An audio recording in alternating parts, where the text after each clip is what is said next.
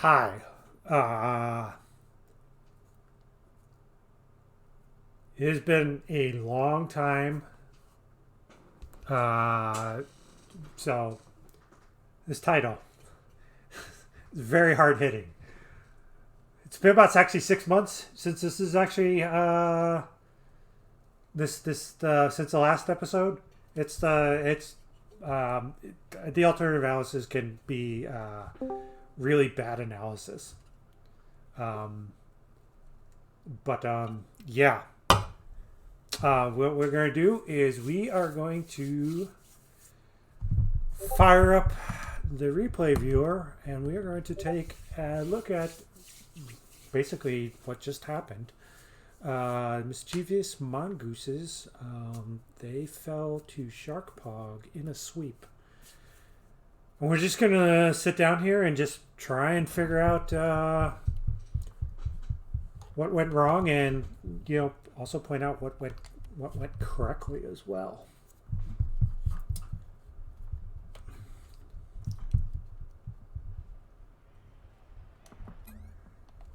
All right, so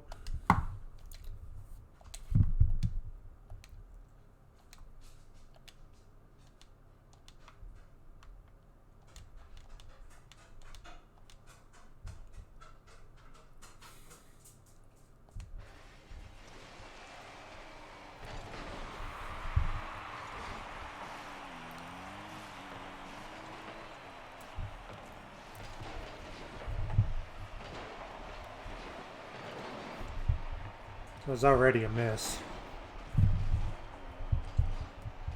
I feel like this might be, for me, more suited if I do it in directors, but I'd like to try this out.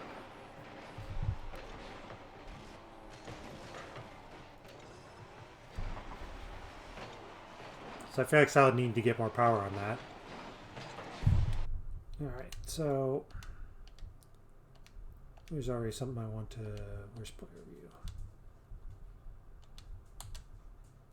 I think it's Lao. Oh my god, I hate this fucking update.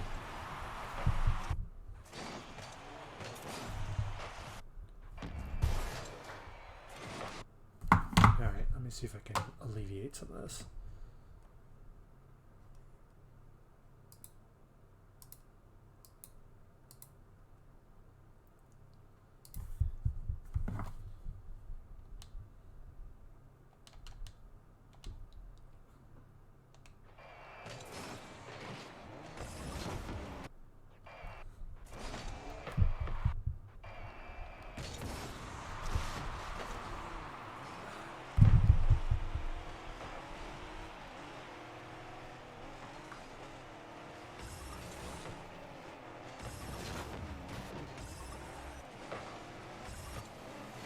Okay.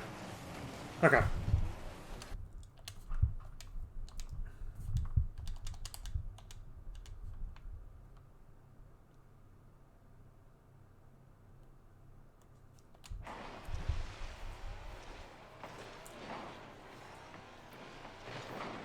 I think the question I had on Solid Touch is just... It probably just need to be harder. I think that's like a lot of struggles is getting a good touch on the ball.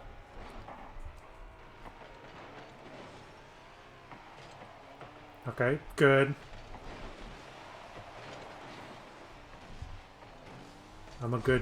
I am a strong proponent of the far post rotation. So Sazia come in. Pool Sharker is so far behind that I don't necessarily mind that.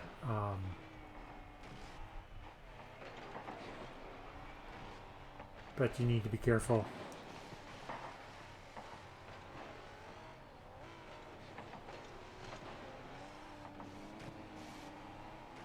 Ball is down in the Mongoose's end for a lot.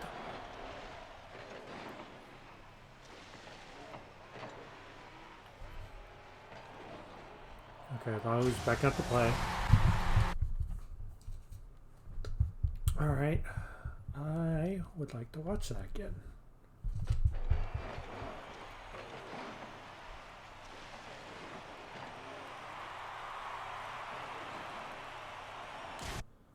Okay, yeah, that was basically Siege got frozen by Roddy. I'm pretty sure on that.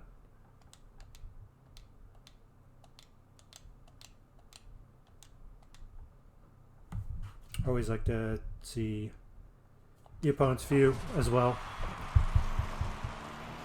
Okay, so that was, yeah, that was a double commit.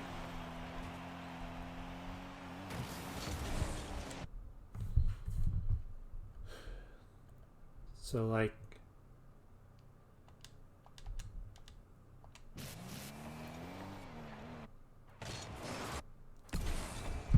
so it's like something to take away here. Yeah. Again, I have no access to opponent's comms, but that either needs to be a better loft or just kind of the takeaway from there is just kind of let your teammate do whatever it is they're doing.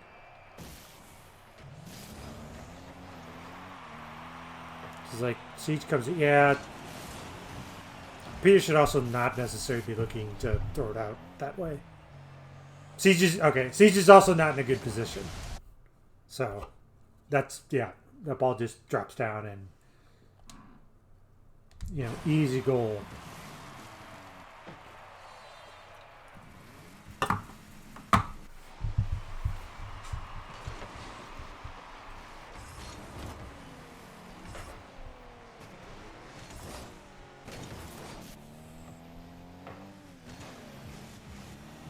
Okay, so I don't necessarily mind Cell going in up there, trying to redirect. That's perfectly fine. I mean, Lahu plays the challenge like I would have, so like probably just need to be out there earlier.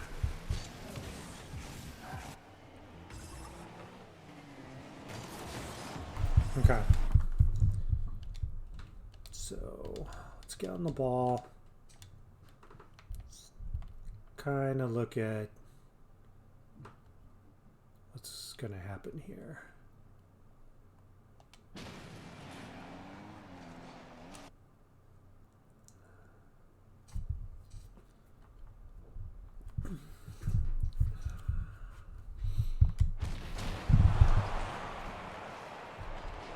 Okay, so Pool Striker challenges.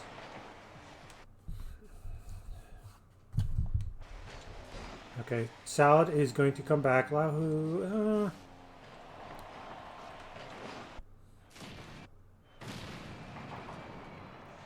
like, that's a good challenge. Yeah, it's a good follow. Salad kind of breaks off. Okay. So.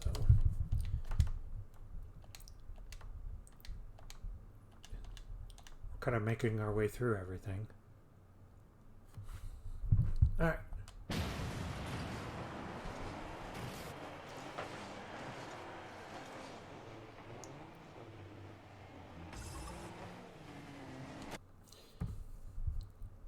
Yeah, I don't necessarily. So I don't think Lahu needs to pull up here. I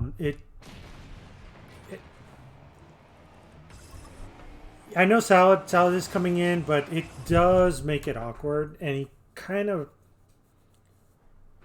So this is my opinion. I mean, and for the most part, like Lahu's pretty much close to the goal, so like he can do it. But like, he kind of pushes just as Peter is about to hit it, and I think just waiting a little bit because like Peter's not going to shoot this ball.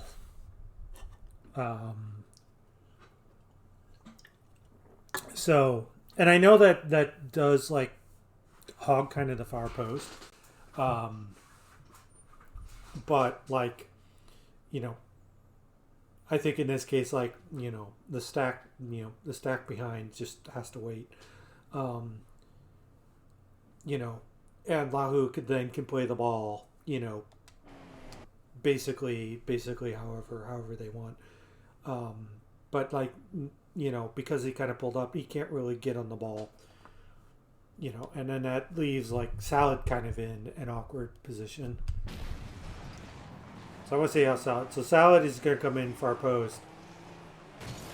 Yeah, he kind of. I don't think Salad necessarily rotates bad there either, just because like he saw Lahu move up.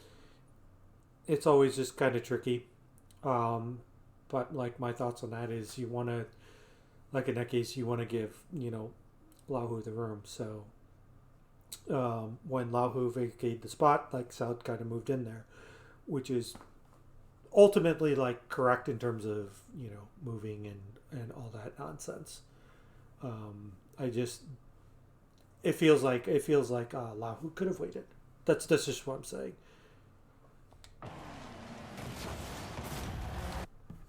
I didn't notice that was going to be a goal either. So what happened? Okay, so the challenge. I never used to have these problems before free to play. Okay, so did Salad end up actually getting a touch on this?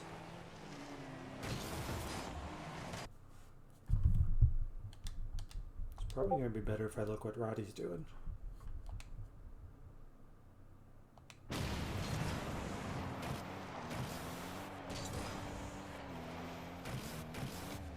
So Roddy's coming in. That ball goes wide.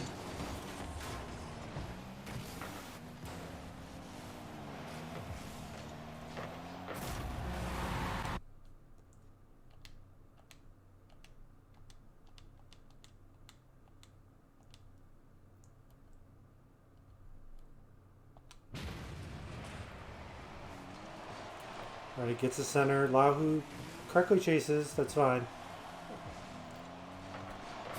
Okay. Really? So I would like to see Pool Striker. I think I called this on the broadcast. I felt like Pool Striker was way deep in net. Okay, so coming back, that's actually fine. Okay. This is where I wish I had a telestrator.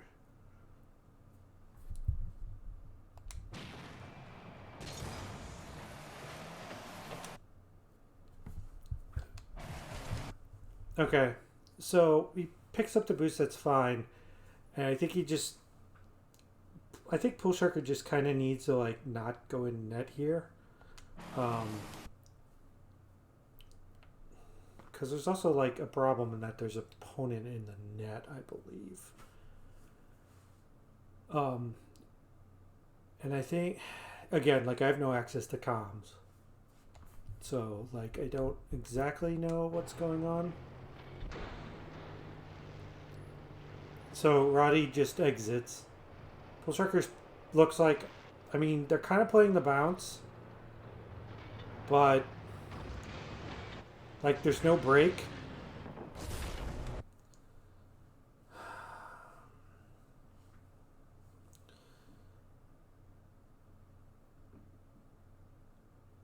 I'm trying to figure out exactly what the correct answer is. And I would like to say that based on my experience and advice that's given to me is that I don't think Pool Striker should have been that deep in the net. And also just need to be up for the ball. Playing basically the hit off the backboard, which is kind of tough to do. Okay.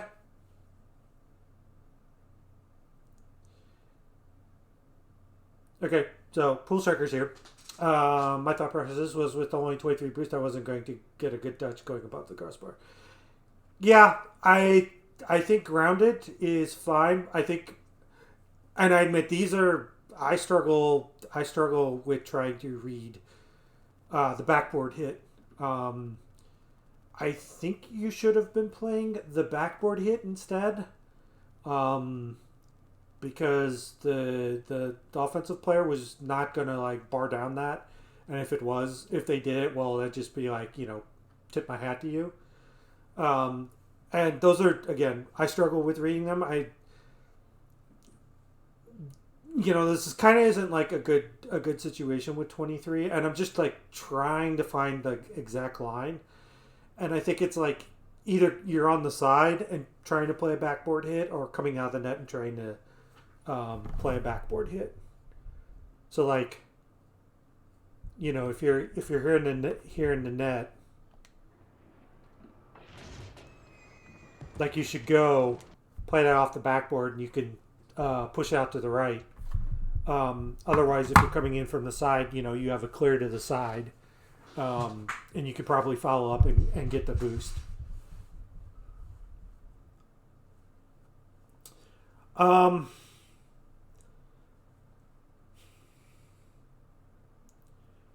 Yeah, I don't know. I don't know if you actually should be waiting on the backboard either.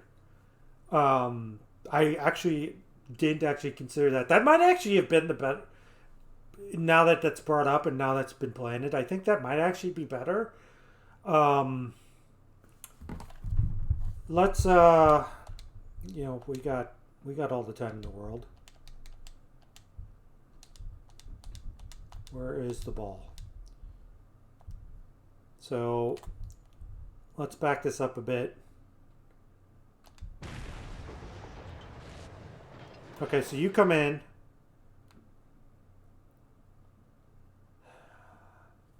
So Lau's going to challenge.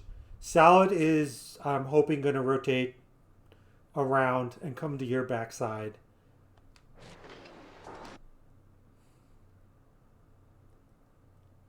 Ha. So I probably want to... Yeah. Okay. So if you're playing, so if you're playing like the direct shot on net, I don't think that's bad. You might have been better just like going east west here. So staying on the far post. Um,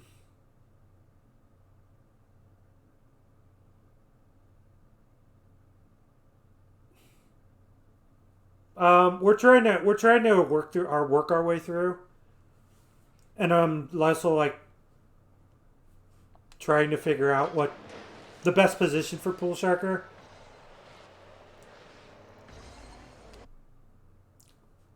So I probably need to be back. I want to see Pool Sharker's view on this because obviously we can see that the ball hit high.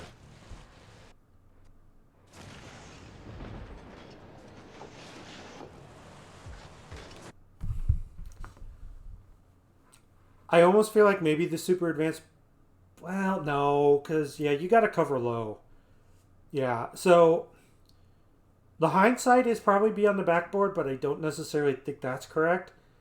So I just think that when you come in, you kind of need to be hugging like the goal line, the post a little bit more.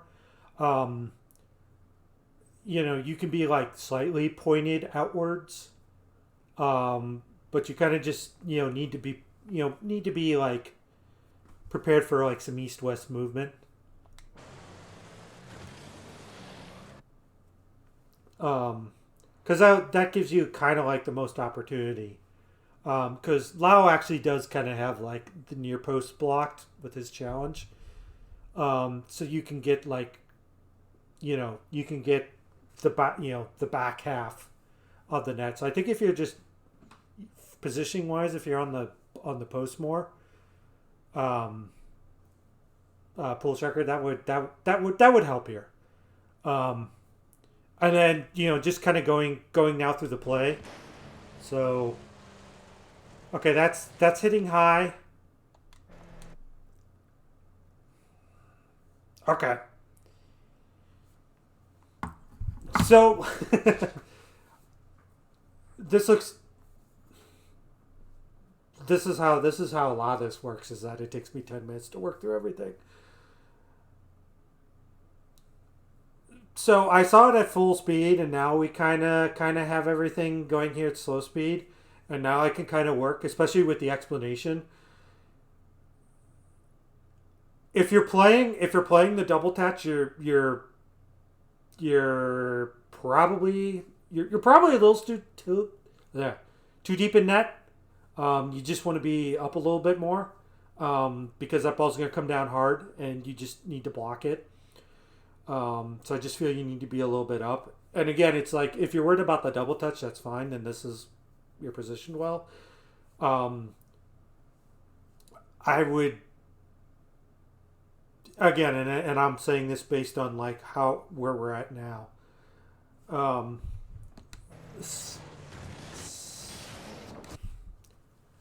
yeah,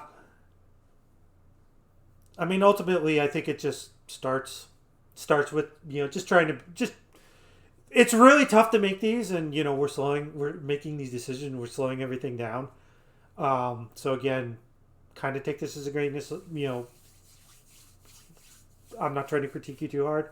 I just ultimately think like probably the best decision was just stay far post, and then you would have had you know you could have had to clear the side, and then grab the boost and kind of countered. Um, and then but then everything happened, and I can like also understand like you can see Salad coming in. It's like okay, so Salad's got the theoretically got the near side blocked, and I just need to kind of like take a guess here. It's fine. It happens. Um,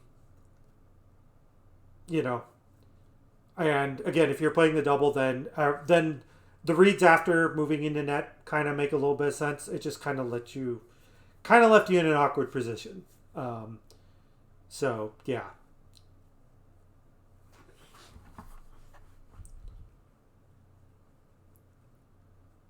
By the way, since I've already forgot who is man made, who are you?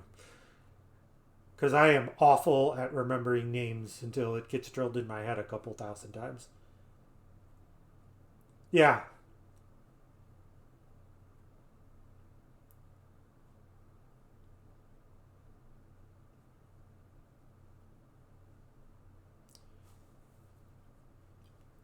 Also, I'm trying to like try and do an analysis here based on abilities. Like I think like the super high level play is we probably would see pros on the backboard rather than near post, even with 23 because they boost into the ball. Um, but I kind of look at it as just like I don't even know how you would have done that. So so we will back into director mode and get this running.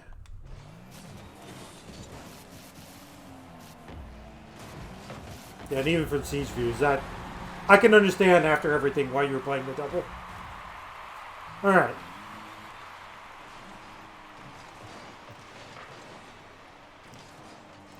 Like, also so far, like everything looks like reasonable. What you guys are doing, you might be swinging a little too wide, and that's a habit I find myself getting into as well. Um, but like there's definitely already like a very good foundation here. Like I see back posts and everything.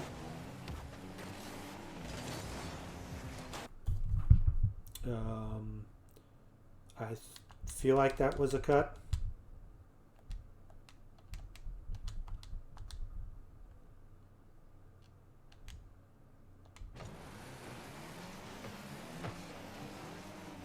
Ah, okay. So then, just from Lao's perspective,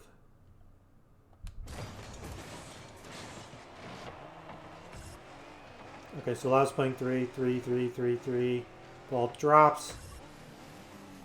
Okay. Um, just FYI, be very careful about turning. Like that. Pull shocker. And I know that's kind of like in a way like instinct and everything. Um, and this I probably say will be solved by comms. Loud calls, and then you just kind of just do a quick rotation behind, just to make sure, because um, like Salad's probably going to circle back at 3, but you just want to give like the space. So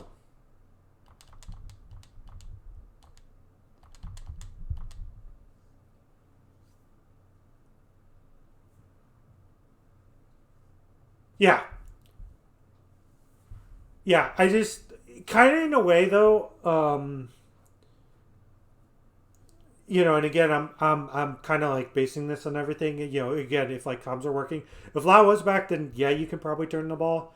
But I guess like again, kind of given the situation, is Lau probably should have called you off, just because like theoretically, Lau's ball is going to have a lot more power on it, and just kind of looking here, like the only person that can attempt to get this ball is Peter, and if Lau bangs it off the side, like Peter's not going to be able to get it.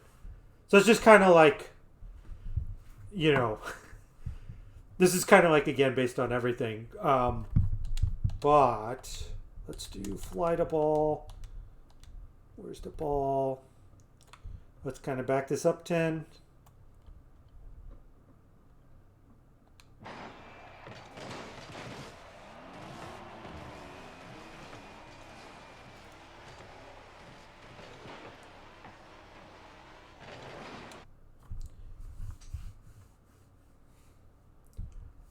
And I fully feel like this is like, a comms issue, I think. Like I don't think like Pool Sharker's too close here. So it's like this is gonna come down, Salad's gonna go up the wall. Actually gets a second touch, looking to drop, but Siege intercepts. Yeah. Yeah, it is a problem. So let's see how we can improve positioning here, since this is actually a good one. So let's go through Salad right now. Hello? Hey, Oh, Bucks. you me right now? Yeah, I can hear you. Are you streaming the Yeah, the replay review. Okay, never mind. I'll back out. Yeah, okay. So I do agree there. Lau is kind of up a little bit, though.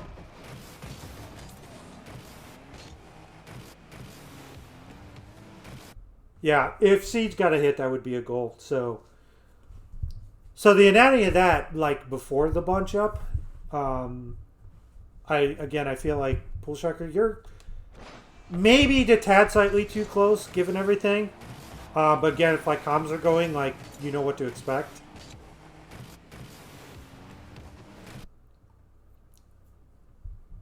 And I kind of, again, Salad probably didn't get the touch.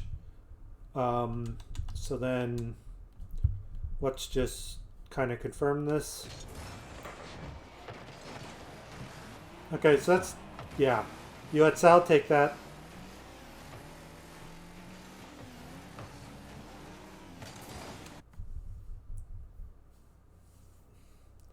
It's not actually a bad drop, but the defensive positioning was really good. Like, that drop was going to hit you. So then, let me just kind of confirm this.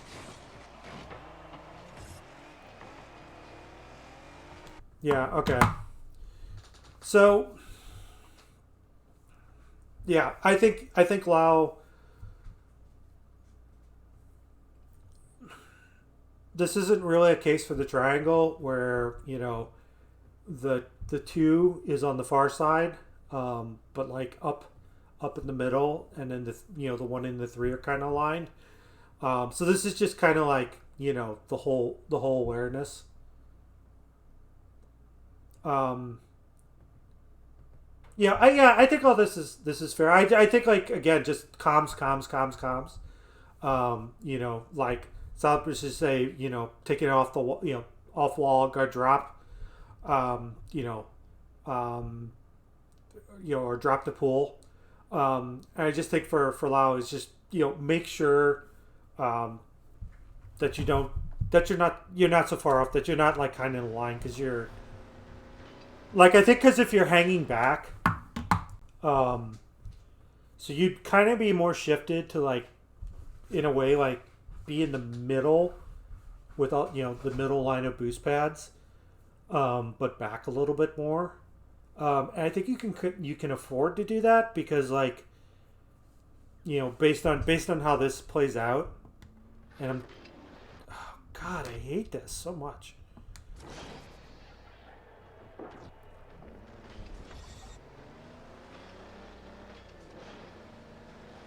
So like you can see two people. This is actually kind of a gutsy turn by Siege too. And you can kind of see Peter going back. And then like, you see all three left people.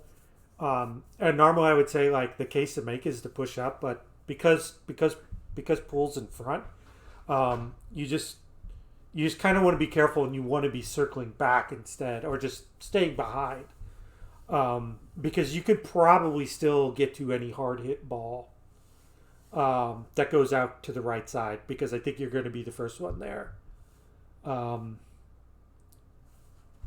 So that's just like something to keep in mind. But this, I want.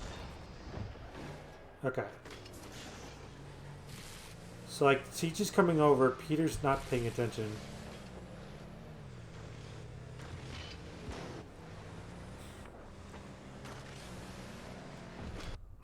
That's kind of really good. It's good, but it's also very risky. Even though he's the front, zero boost challenge. If Siege called everyone off, then it's perfectly fine. So obviously, I have no idea what's going on in our opponents. Yeah, and he's there.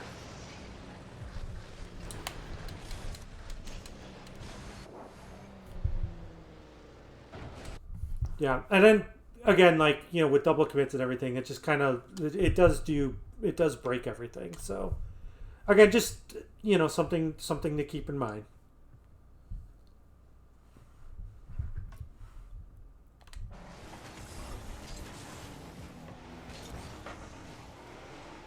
You know what? I'm just gonna fly on the ball. Okay, so let's just see how this comes back.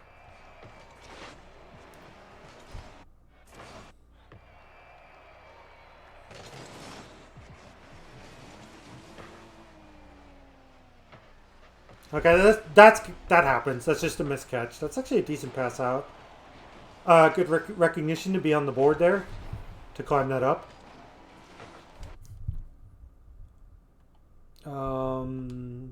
Again, comms, I feel like.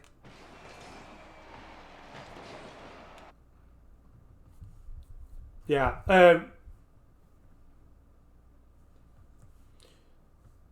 Yeah, I think my problem right now is that Rocket League is being a memory hog.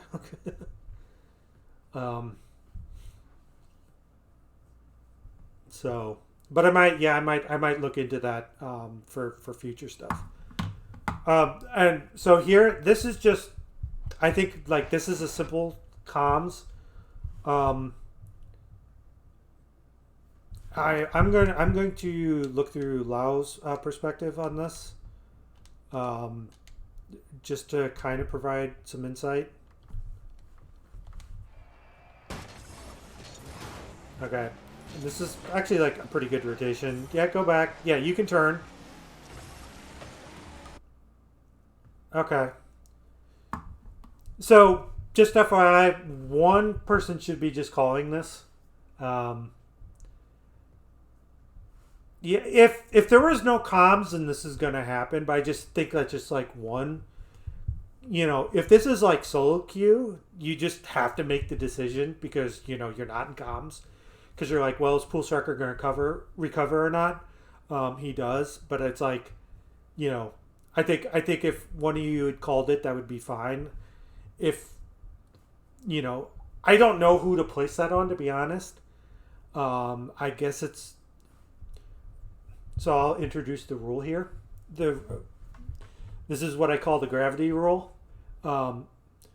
Is if you see your teammate with the ball in the air, don't go up for it. Let them finish whatever they're doing.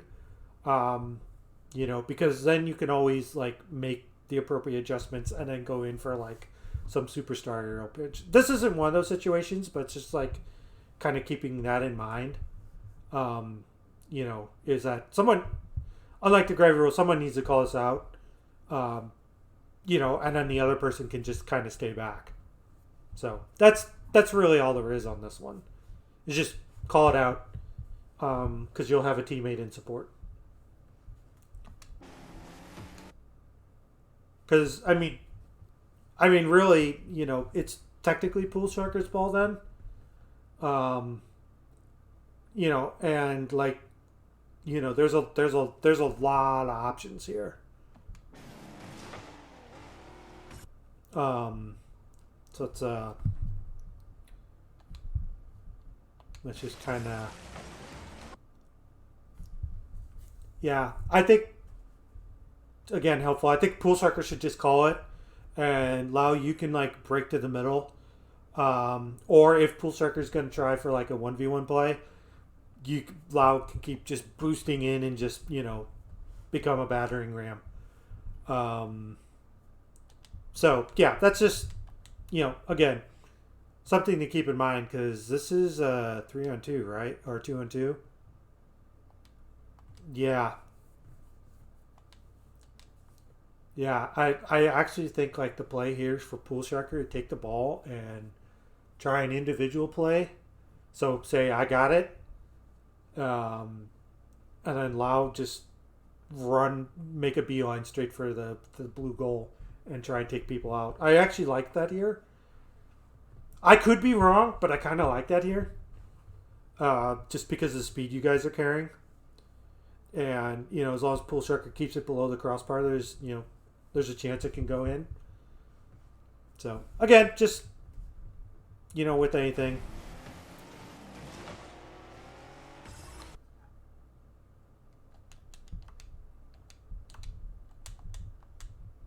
So is this kind of, I have a feeling this is going to be more of the same here. Just in terms of being too close.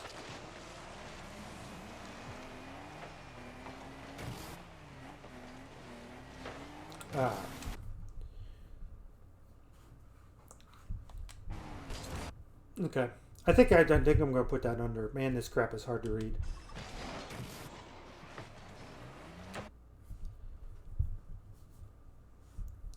So I think Salad may be too close. It's just here's the thing I like to call the 2 men in the corner scenario. Obviously you guys are not in the corner. I think Salad just needs to be more backed off. Especially when, from Salad's perspective, and this again applies to solo queue, your teammates are playing, you get. There's just a lot that can go wrong here. Yeah, and like, when you got two people, and it's like you got two people in the corner. Don't be the third person in the corner. This is the distant cousin of it. Like, you just, in a way, like, as I'd say, at least at this level, in a way, is like you want to be backed off, because you can always move up and with speed, but backing up with speed is nigh impossible.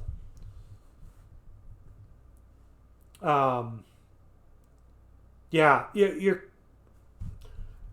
it for a lot of this. Again, this is just getting used to everything. It's it's kind of just being like fully aware. There is danger in being too far back, so you don't want to play this like Silver and not move up, because from get out of net. You're staying back in net because there are two people past the half line. So it's just trying to find like the happy balance. But I think like in this case, South kind of pushed up too far. And again, it's just being really like cognizant of that. So this ball's going down again. That needs to be called off. I kind of like Salad going for that. Just because Salad can do kind of like a sweep, and get a better hit. This is experience talking, from all my crummy hits. like it sort of worked out, but I do like Salad calling off there and saying like I get it, got it, because the sweep hit just gives like more options with the ball in a way, whereas Lau is just like either going to try for a pinch, which works for me about 20% of the time, or is making the telegraphed. Like Salad's just going to carry more speed here, so I hate that touch. I really hate that touch by Siege.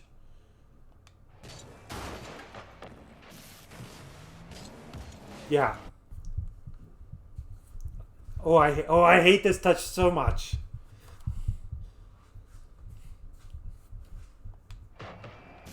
Okay, so Siege makes a challenge. Siege just needs to get out of there.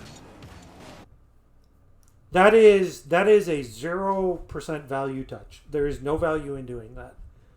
Especially so I do like to pick on the opposing team from time to time. There's no reason for this touch. He has 0 boost. Like, yeah. Unless there's some sort of comms, but like in a vacuum I hate this touch.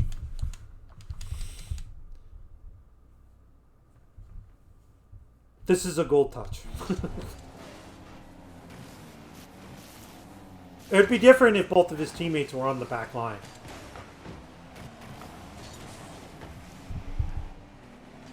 Man. So...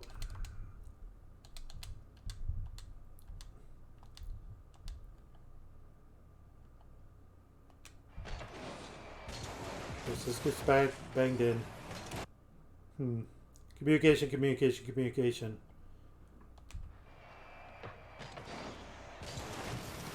Yeah, just call for that. You're not necessarily backwards, but...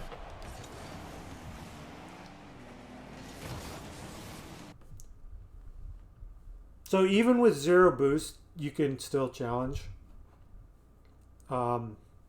I'm sure at some point we're going to get into there's a 60 in a half circle in front of the net.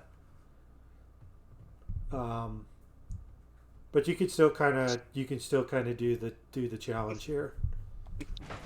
Yeah, we have Unforgiving laughing, but he doesn't know what 12s are. No, I do.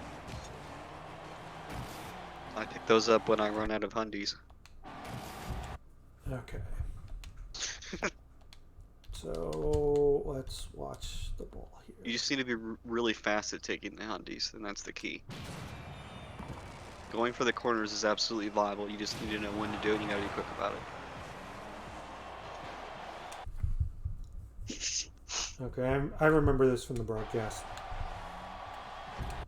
Okay, so I like to break down the defense.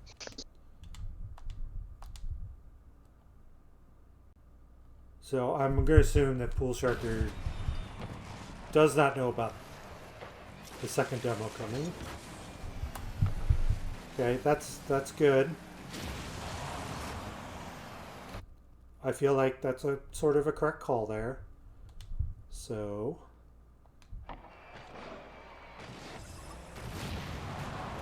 yeah, there's not much Lau can do. Maybe just like stay on the back line and then side flip into the net. That's a good way to dodge a demo. But he sort of has to move up. Sort of has to move up because he's the second.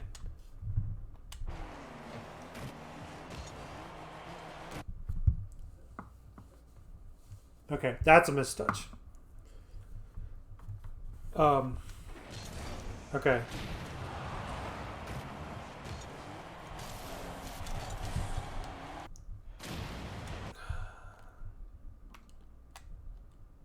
Okay, so Salad's coming in basically full. That is completely fine.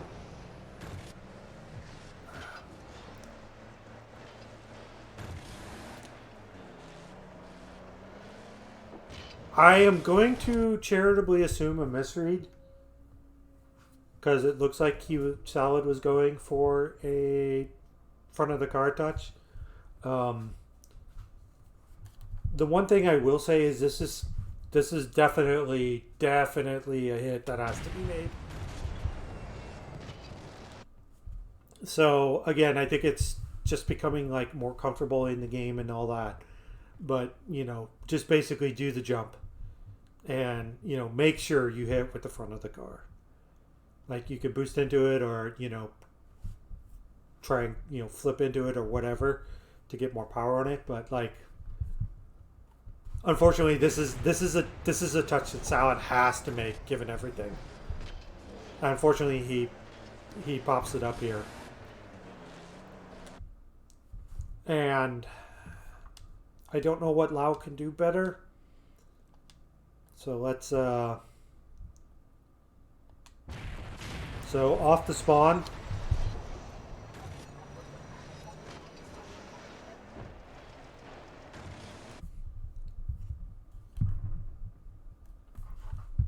So I advise that's a good question. Does he have a chance? So for Lau, advice here is just staying put, just to get your bearings real quick. It is, you have about a 5% chance of actually like jouncing for this ball, but it's kind of like, you know, mentally get your bearings and then jump. Like I don't really think Lau has a chance, but it's like in a way kind of like the best play to make, you know, the best play that you can make in the time. Just because like the demo is throwing off the rotation. Yeah. It's like sometimes it's like I just take my hand off, you know, everything and then, you know, just kind of see where I spawn and try and get my bearings real quick. It's really tough to do with all that, but you know, that's my recommendation. But yeah, let's see if Salad can recover here.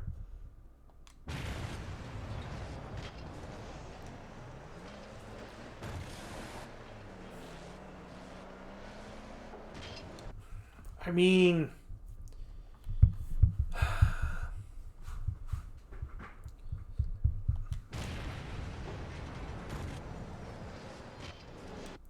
I guess he could have flipped right and tried to do for some, you know, basically some high level car control to turn around.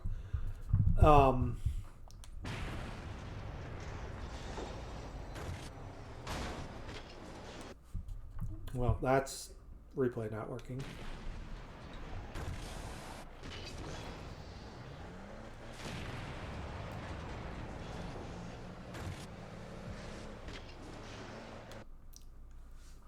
I mean, ultimately, I think this is a case of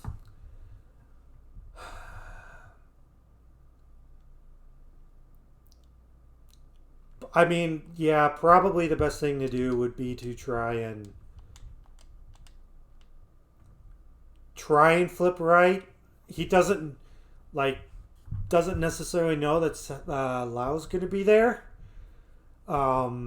based on, you know, his camera, and that may give him a chance. I think the problem is that because of the hit, like a lot of this is just unsalvageable. Like, you know, Pool Tracker's done his part. Lau is just respawning. I think unfortunately in this case, it all comes down to the hit. And the hit just fouled everything up. Yeah. I kind of think so. I think just, you know, to make the 5% play at this point, it's get down on the ground as quickly as possible, make a sharp, you know, handbrake turn, and get at it, and maybe you have a chance on the ball. That would be after the miss hit. That would probably be the best thing to do.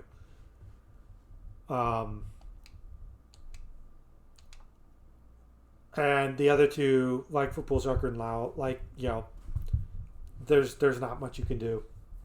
But, you know, it is what it is.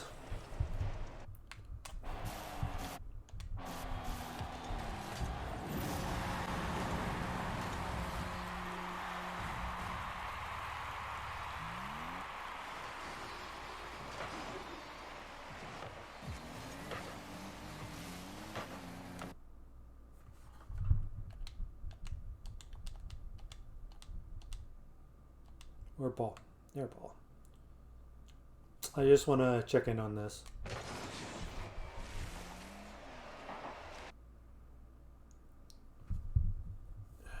Lao is on face-off, right? Okay, yeah, I completely agree with this.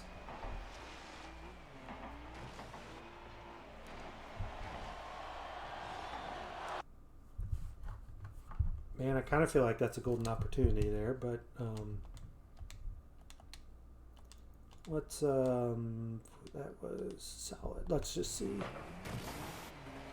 I mean,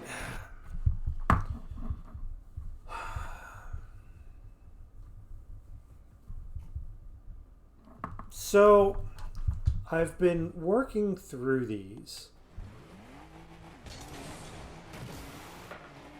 Okay, that's like half flip, do that. Okay, I think so. I think Salad stays back because Lao stays in too much, and I mean, you sort of have to cover. You sort of have to cover for the face-off person,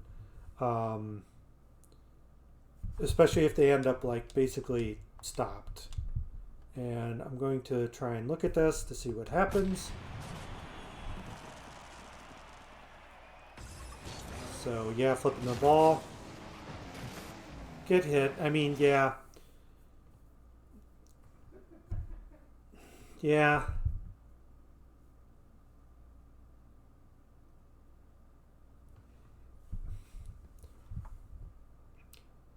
So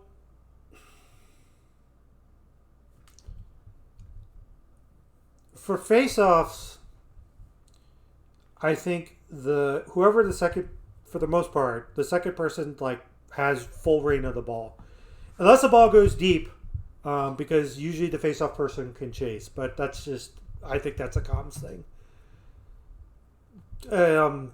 There's not much Lao could really do here. Kind of just hit, so just recovering, getting 12. I don't disagree with that.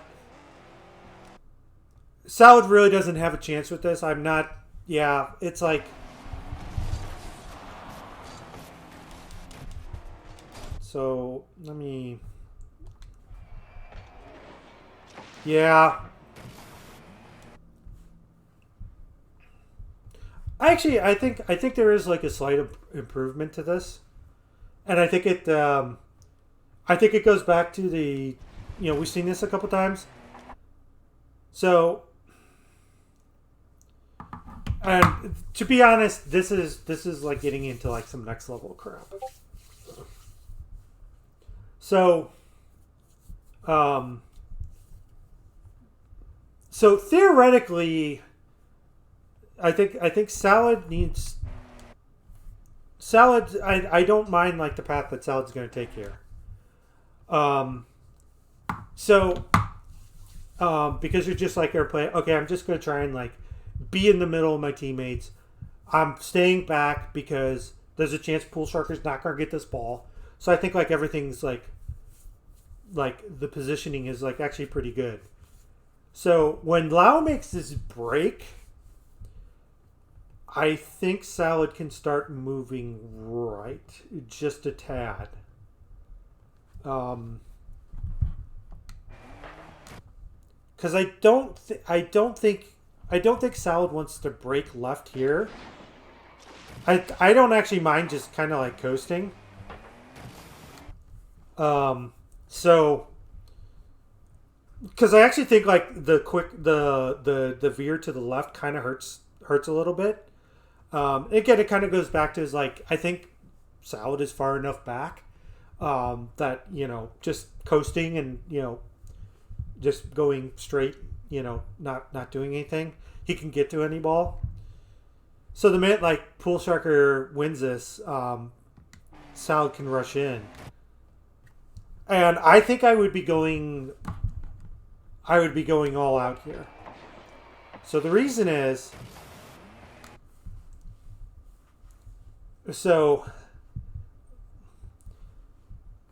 And this is the hindsight that replays give. So I don't know if I would have done what Salad, or if I would have done exactly what Salad did. So this is kind of like the replay hindsight. Salad technically has a free challenge here.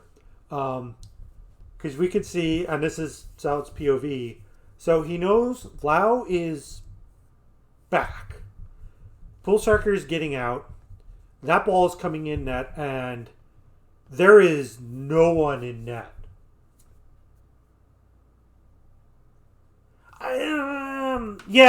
Yeah. I think there's a timing problem here, though, too. Because basically, like, right around where you hit Pool Sharker, like, Salad pulls off to the left a little. So, like, you know, in a way, there's not much you can do. But I think here, and this is, you know, we're kind of getting, like, you know, just as the game speeds up, as you climb, you know, the ability to process all this information. So I find that this is helpful.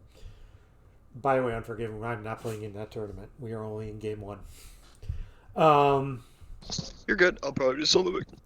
So to help and, you know, help Pool and Lau here, from Salad's POV, you can see all 3 nameplates, assuming you have nameplates on. They're basically clumped up in the middle of the screen and no one's in net. If Salad just, you know, tracks the ball while boosting, like, he has a chance at this ball. And this is kind of like one of those, like, counterintuitive things, because you're playing the hit from Peter. But, like, what is Peter going to do with the ball?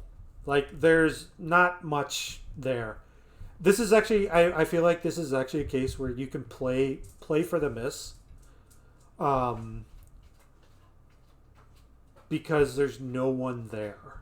There's basically no one there. Like, Roddy's going to be the one to come back. And Roddy's the one that gets the ball, but I think Salad had a chance to get there first or play the dunk. So, again, something to keep in mind here. It's, you know, again, I fully acknowledge it's really tough to process this at game speed. But it's kind of recognizing when you have a free challenge like that is really key. Because, again, it's like,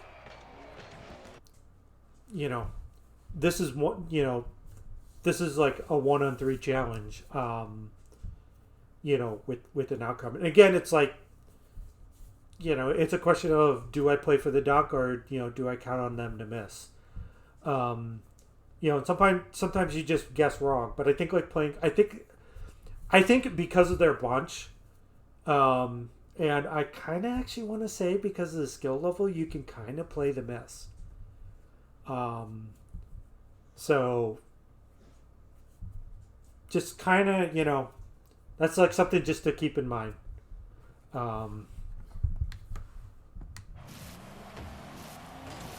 So we get it clear. I still don't mind the challenge that Salad does. It's still kind of free. Alright, give me 1 second. My dog is bothering me. Ah!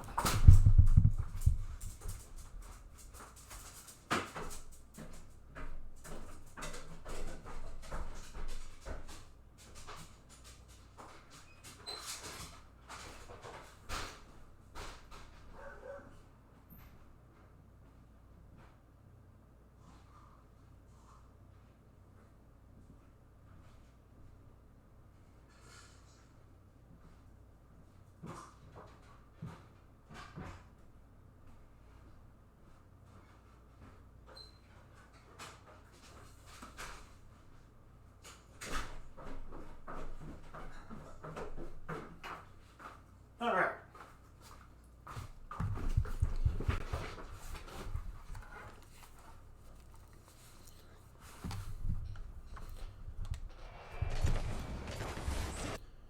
So that's just kind of a mistouch. It's whatever. It still goes out. That's a good save.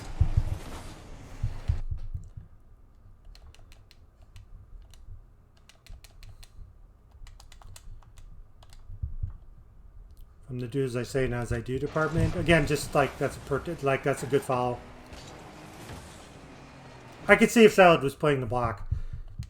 You know, I think you just kind of always want to be in position to attack a little bit better. But still fine. That's a little bit of a rough touch. That's a good drop.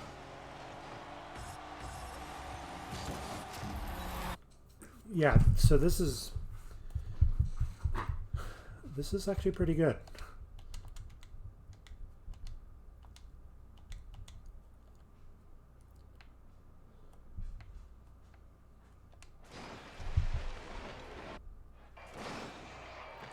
So, in a way, it starts. Siege has to make a touch here, and it's not a good touch.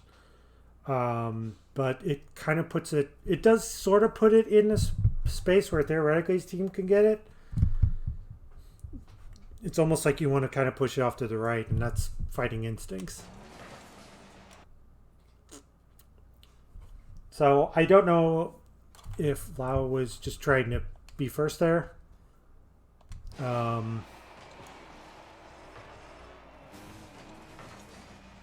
Or, you know, got spooked, but whatever. It's still like, this isn't a case of like, oh, it worked out. Like, it's still fine because Lau's going to get there first. And that's actually one hell of a drop. Like, that's exactly what you want to do. And again, looking at the defensive side, like, Siege is way too far up and should be kind of sitting far post. But there's probably a rotational issue here. Yeah.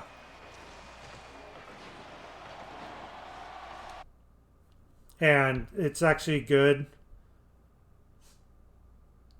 to kind of stick in here.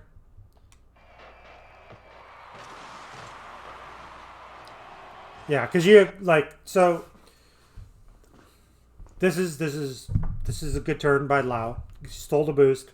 You can kind of play, you know, a little facing backwards there, just seeing what happens.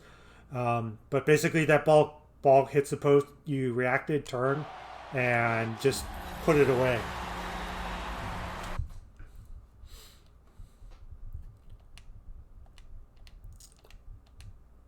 I do want to just check something. It's not necessarily a criticism. Why am I on soft attach? Let's get in there. Yeah, you could probably rather like just kind of just jump up to make sure you don't sky the ball. And then sort of flip into it just to make sure, you know, it's a case of I'm going to make my car as wide as possible, so, you know, it limits their clearing options. It's fine what you did, but, you know, it's just, you know, some of that next level nonsense.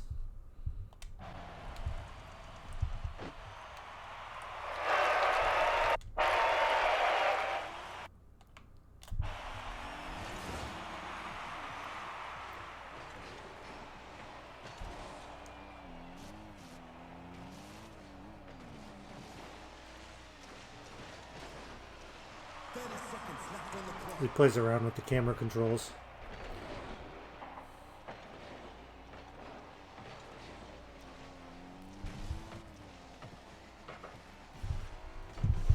There's kind of some back and forth here.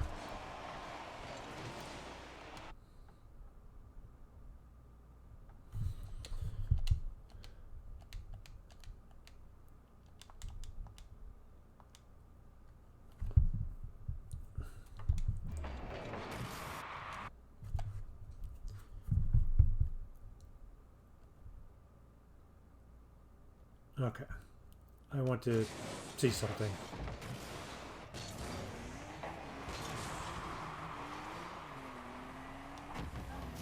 Ah! Okay. So that's a question I have on, like, this far post. Okay.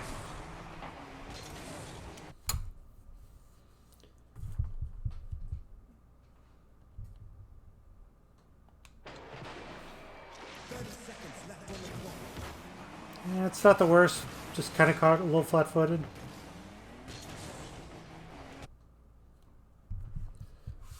So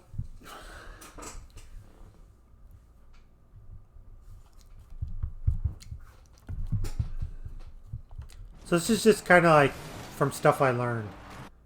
So, like, Salad is going to make a...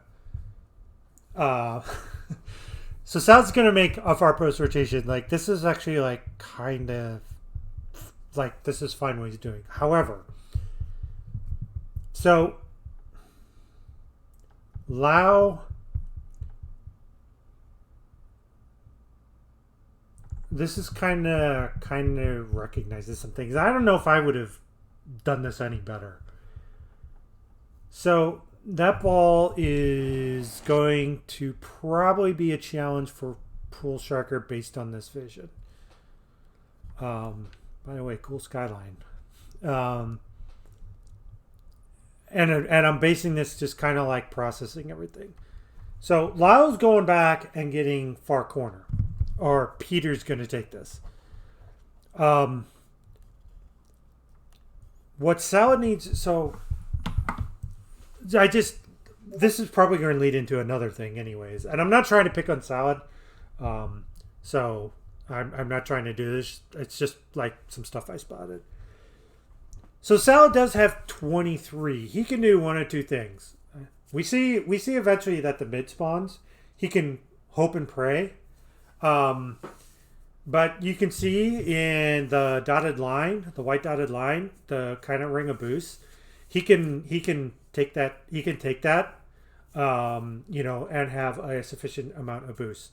So this goes into the, there is 60 in a half circle. You need anywhere from 36 to 48 to make a save. Just be really careful about going for hundreds. Again, it's like you go back for 100, but then you blow 60 of it trying to get back into play. Where you could just grab enough to be at 40 and still be in the play the entire time. So like the problem here is that Salad's going to go back. And I don't know if Salad even is going to see this spawn, the boost. So it's like, I understand what he's doing.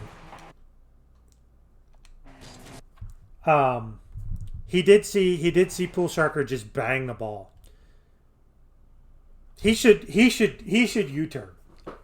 He should actually be U-turning here. Because he's going to end up being third. So he should just U-turn and go for the 100. And then like be prepared to go back, because like there's not much chance this ball's going to do anything. So, like, it's just that. Again, like, this is kind of fine anyways, but it's just kind of like, kind of being prepared. Because I still think Salad can get back. No problem, Pool Sharker. We're just doing, we're trying to get through game one. So I like this. Like, all this is fine. Like, this is a coast. Kind of being cognizant. And again, I screw this up all the time. Always force to the outside, never to the inside when you can. And I understand you're like trying to read the hit, but just kind of like, make the subtle car adjustments. That's all. Because like,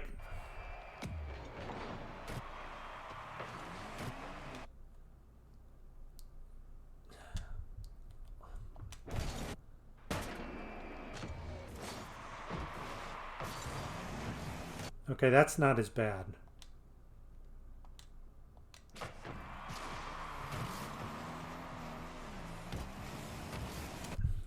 That's really risky. It works out, but it's really risky. And here's the reason why. There's basically two defenders grouped on each other.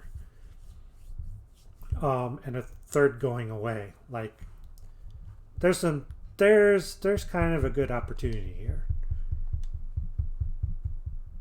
So, but for Salad, like, the problem is just kind of wait. Yeah, because it kind of got caught drifting there. Again, just from a standpoint, just, you know, it's better to force them to the outside because it buys team time rather than, like, you know, giving him a chance.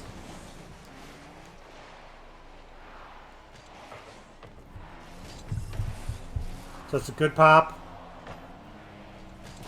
I felt like Peter was their best player.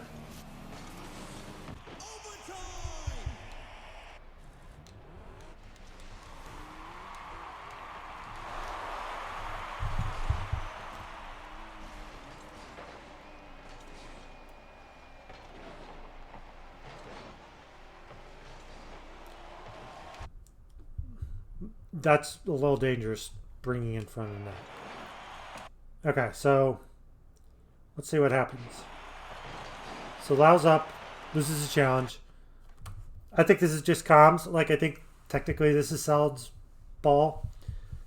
I just think kind of the rotation needs to just be a little bit more close to their wall. Because I'm going to assume, you know, and also like Pool Striker can say like, hey, I'm here. Because like, this looks like a comms freeze. A comms freeze and trying to read the ball, so it just looks really messy. Like, that's actually good on Salad to try and get back. Again, this is sort of like it works out. But just as always, be very careful bringing it in front of your net like that. Yeah, that's fine. That just sometimes happens. But again, just like call out because, you know, you guys ended up bunching up. So.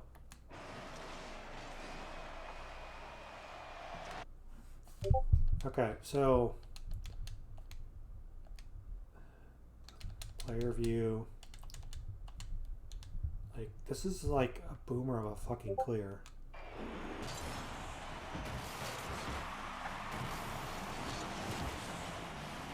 It's a boomer of a clear.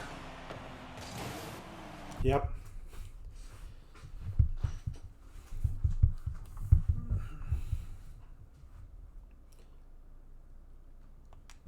So, God damn it, I'm picking on Salad. F.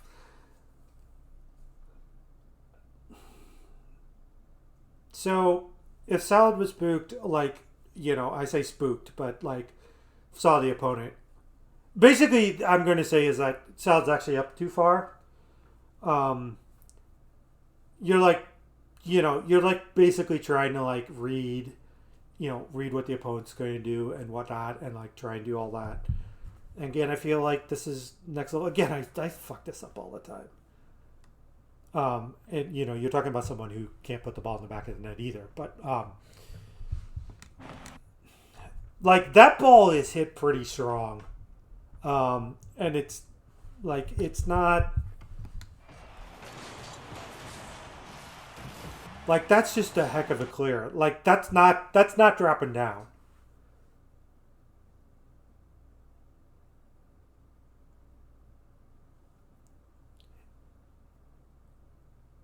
Yeah, on the corner, yeah. Like, again, you know, I think it looked like Salad instead was just trying to read it off the wall rather than just, you know, go through the corner or something like that, which is probably the better play. You know, or just like hanging back because you were there. So, but on this, like, I again, I say this as I totally get it. But this is just, in a way, it's kind of a bad read. Because I think what's different than the free scenario here is that you need to set yourself up the opportunity to strike the ball. Because the reason why is your opponent's going to be challenged just awkwardly. Like, they're going to try and come in and just push it to the side.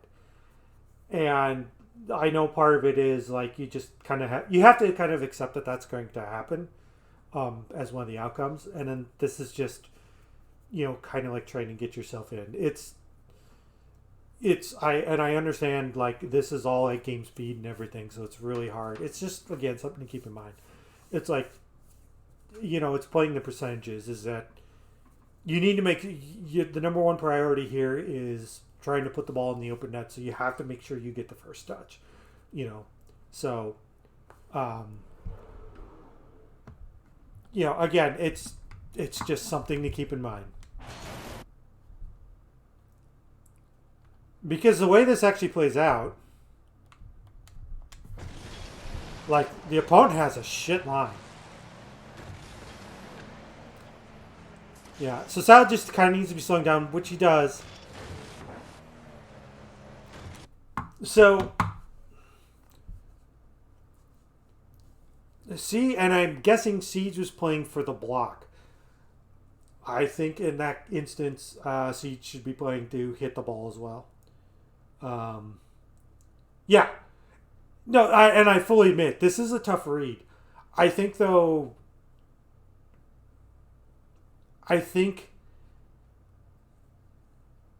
how's the best way to put it?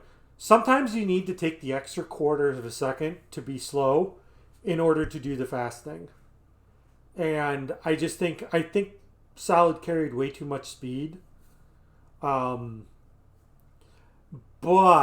I think had Salad been back more, Salad would have had more options at getting to the right angle to strike the ball into the net.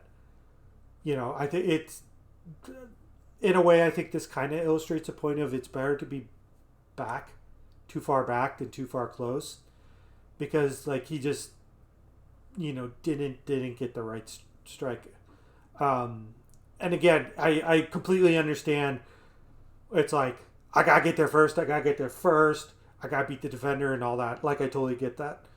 So it's just like, again, kind of as you go along, it's like, it's kind of like realizing I may actually be my own worst enemy here and not the opponent. Another phrase I'm fond of saying is that when up for goals, your opponent is not your opponent. The clock is your opponent. So it's kind of like that, meta thinking in a way. So I chide myself all the time too for like, dang it, I'm up too close. So Lau tried for the block, that's fine.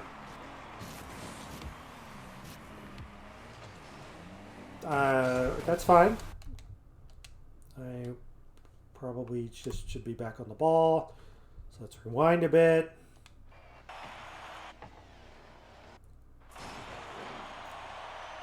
Tries for the ball. Gets Lau should, if that corner is actually there and this isn't like a replay bug, Lau should totally take that corner, just to prevent the opposing team from having options.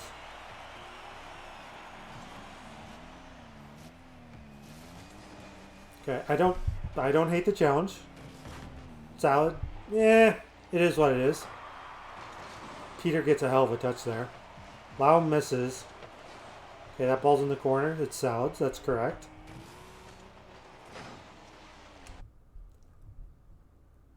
I struggle on this.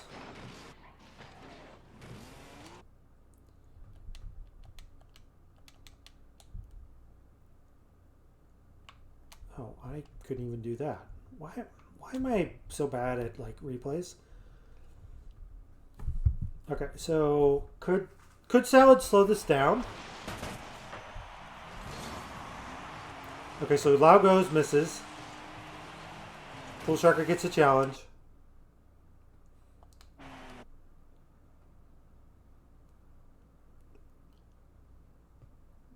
I mean, Salad could have been trying for the bang to Lau and just mistouched it.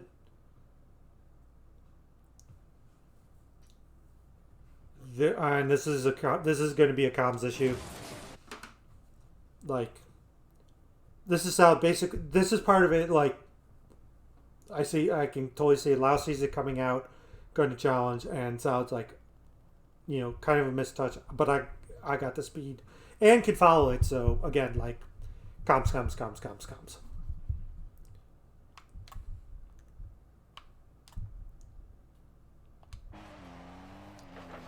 Nice block. Siege misses. Counterattack. That surprisingly could have gone in. Felt like Peter should have actually had that.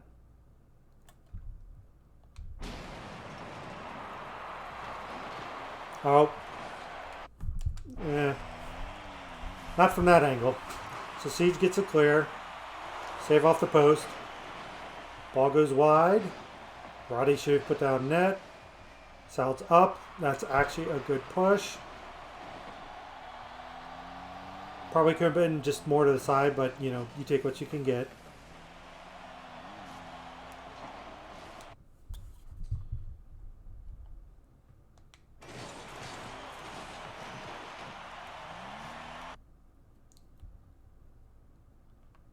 Alright, so I want to see what's happening over here.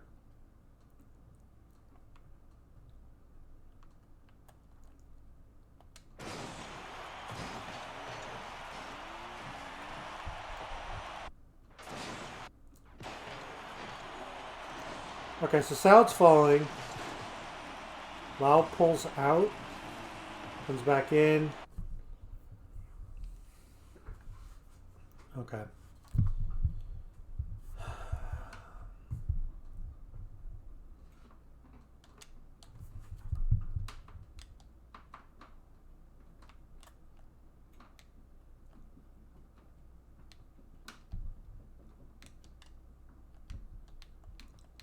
So player view, Salad.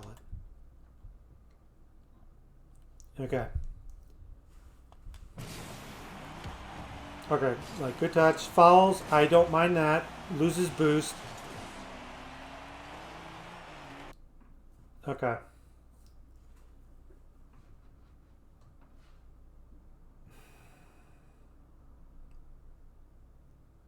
I'm trying to figure out if I agree with this or not.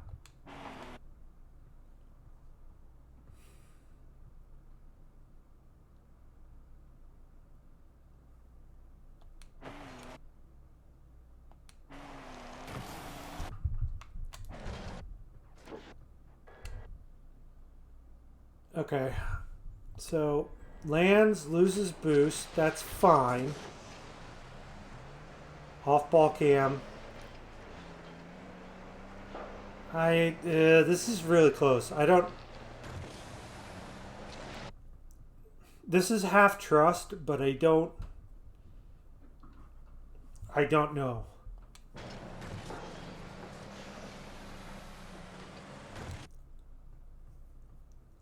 I don't know. I don't know what the correct answer is. So I feel like the decision came down to is I'm going to trust Lau. So that's fine. But that leaves, you know, Pool Striker was out because of the challenge. Trying to circle back. You know, if Lau misses, that does leave the net open briefly. So, you know, it's figuring out when to do that and when not.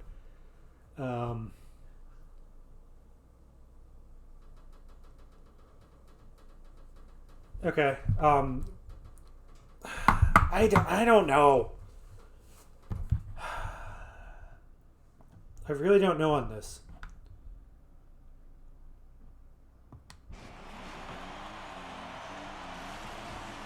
So Lau gets blocked by Siege.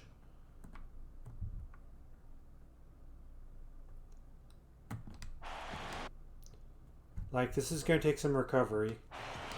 Lau, okay. Lau's kind of coming in. That's fine. Okay. Yeah, it's fine.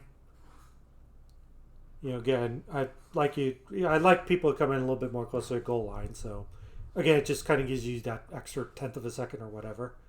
Okay, so Pool Striker is rotating far post.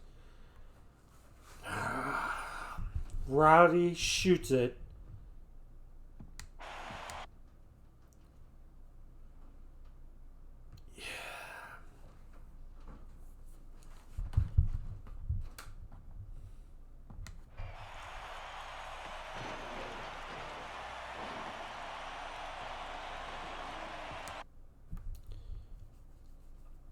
So, I don't know when the decision was made to go for boost.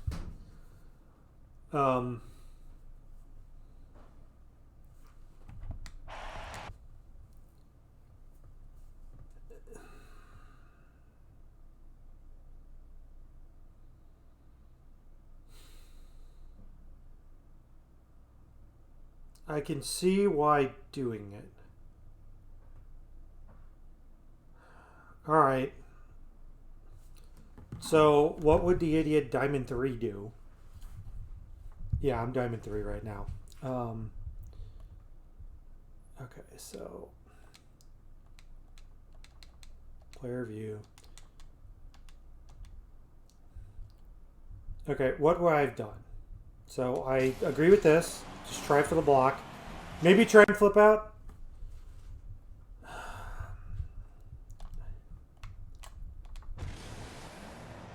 Gets the touch. It's super awkward, but I would have tried to flip out just to block.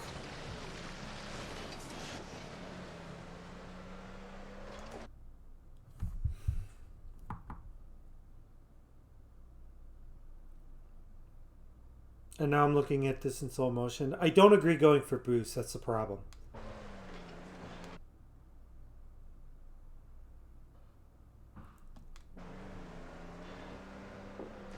But would I have gone for boost knowing Lau was there?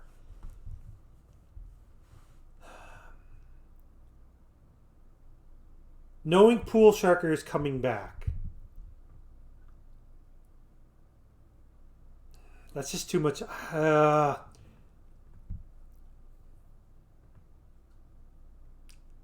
Yeah, that's what I'm trying to go for. So a lot of it is going to have to do in setting your recovery up to do that. And I think trying to go for the half circle. I think, as weird as it is, I think the half circle is the correct choice.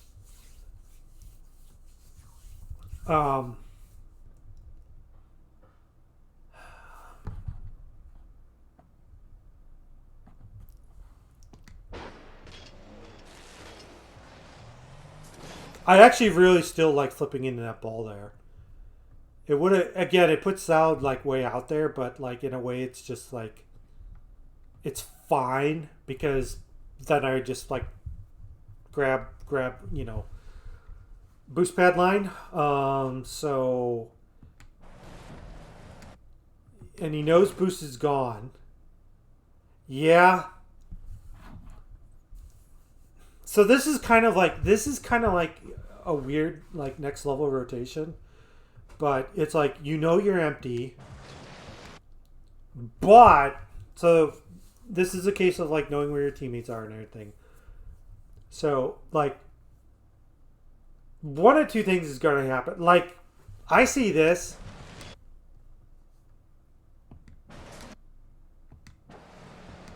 Damn. Yeah, I would try and be angling for the half circle, because I think I know where Lau is the entire time. And like in this case, I would.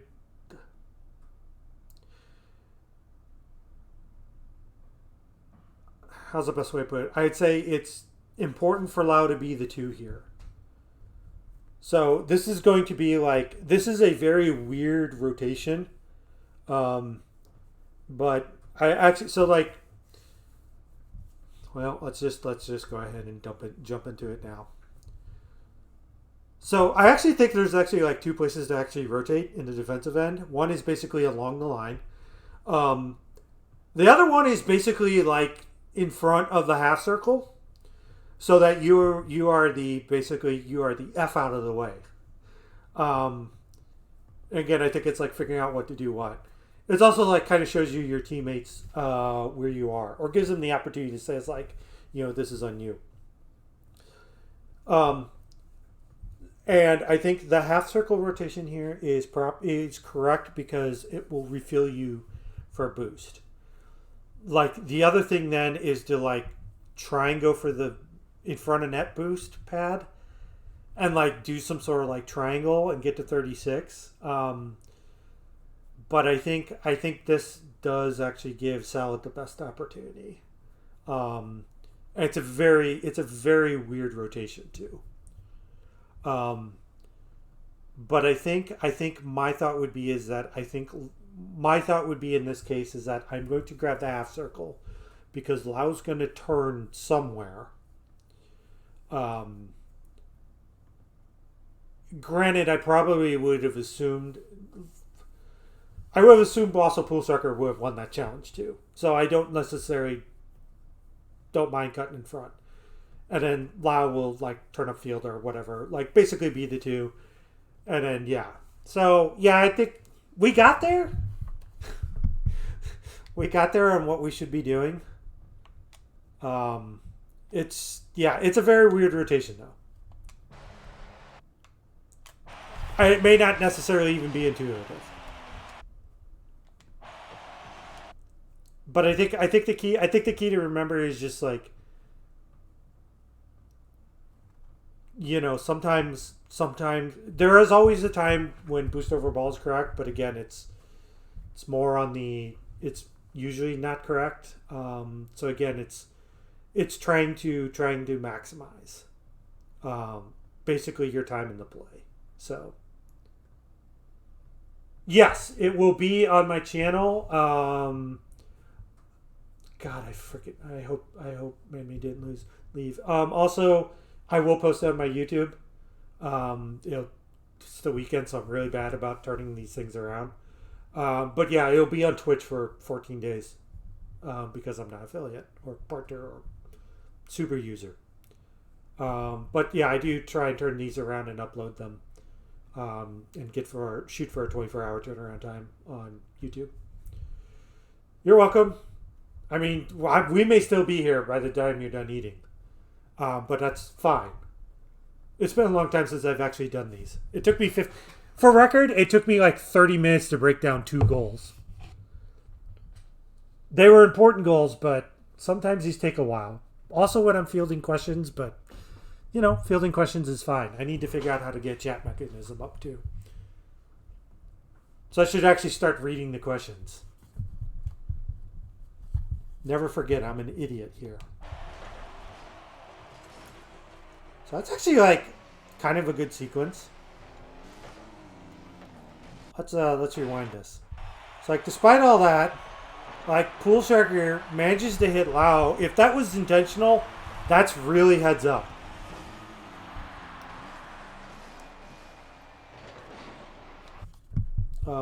So I just want to okay.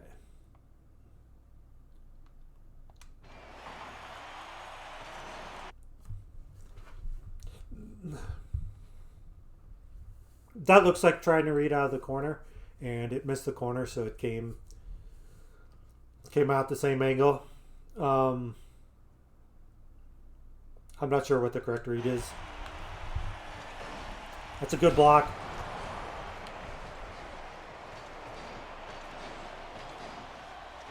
Okay, so I mean, I know where this is going to lead.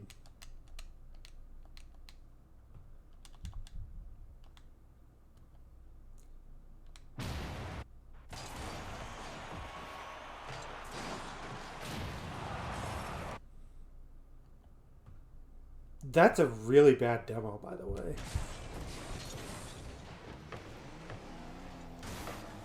If that was intentional. Oh, nope, that's just a fall through. Okay. Go, slow us down. Okay, so this is going to be the gravity roll effect. So this is a fall through demo. Okay. It doesn't look as bad. So Lau is playing the 2 here. This is fine right now, but I would stay off the boost. And again, I've fucked this up so many times. Just be careful. It's basically let Pool Sharker do his thing. This is, don't be the second person in the corner. Because the defense is panicking.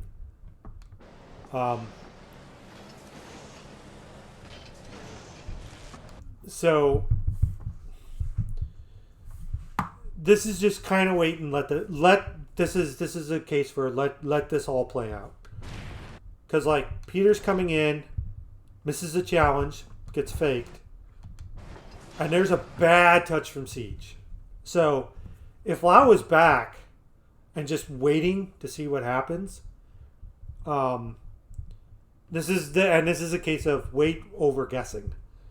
This ball is in the back of the net, probably, and Mongooses are up 1-0. But instead, unfortunately, Lau carried way too much speed. And the ball's away. And credit Pool Striker there, just trying to do something. I don't actually mind you staying in there.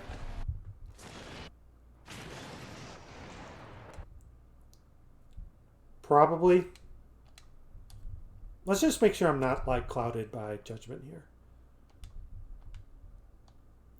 Ball. Okay, yeah. Because Salad's back. Meh. Salad's way too far back. If you called for it, that's fine.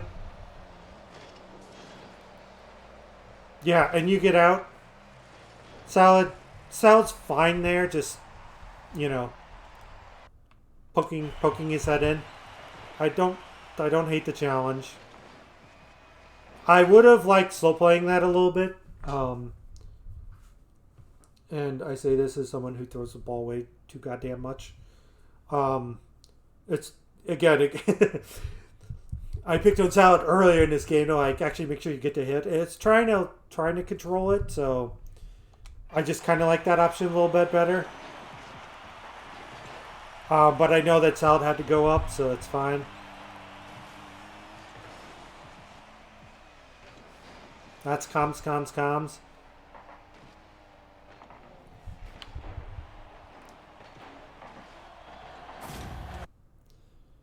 Okay.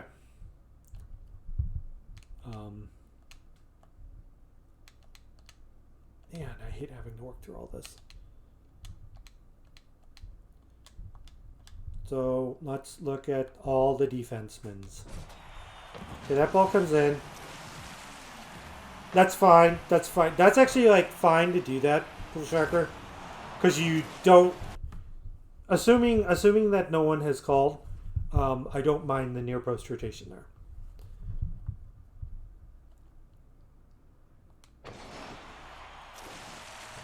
So yeah. Not a great touch, but it's fine. It's kind of a buy time touch. Okay, so what happens?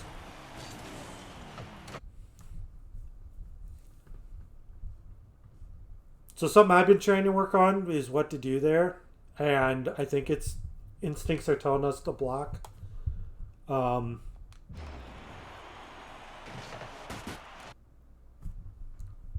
That's going to be hard. It's going to be hard to do. I would try and say try for the push to the side, but it's going to be really hard to do. And I'm to the left, to the far side. It's going to be really hard to do just kind of where you were at. So I think I know what you're trying to do. Unfortunately, it's just not. It's in a way whatever.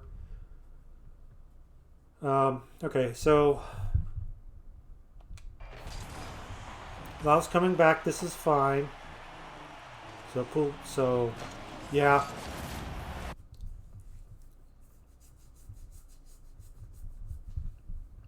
I can't fault Lau there because you see Salad on the near post.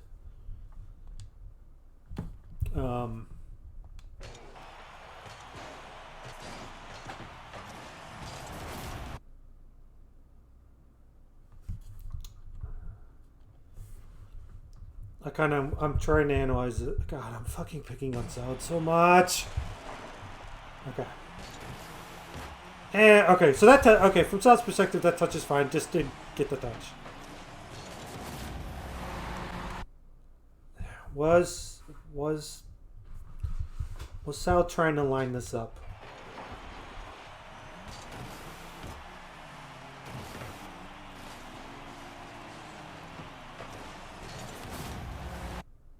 Oof. I think ball cam there kind of messed up. I think switching ball cam was kind of brutal. I think you only need to do once, and then just kind of let instincts because he kind of lost some speed there, and it even looks like Sal kind of broke there and backed up a little bit, and I think he would have had it. That was going to look horrendous. I fully admit with two people charging, but like I think like in a way it's like that's kind of like by the situation Salad's ball and Lau's kind of covering now, and like maybe you two would pinch it in off each other, but like I could see Lau being frozen by Salad, and then just kind of like the button pressing of Salad kind of lowered the percentage chance there. That's really really hard. And I'm not upset with Salad's first touch. It just didn't get out there. But I mean, like, I fully understand it, and I fully understand what Pulsrecker was trying to do. Again, it's in a way, it's just like an unfortunate series of events there. I think. I mean, the only thing I would say is, hey Zach, come see a Diamond 3 evaluate Champ 1s.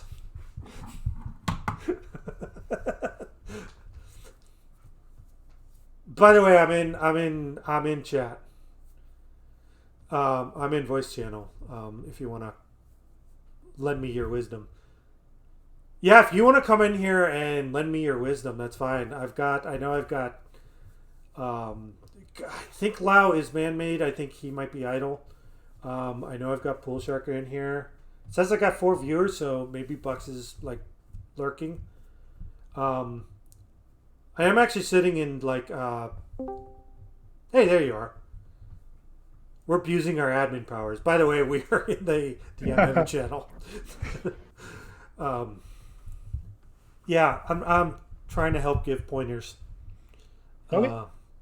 So I'm just broadcasting to my Twitch because holy shit, starting the replay up and again is just very painful, and I don't think I can take up any more of my computer's resources.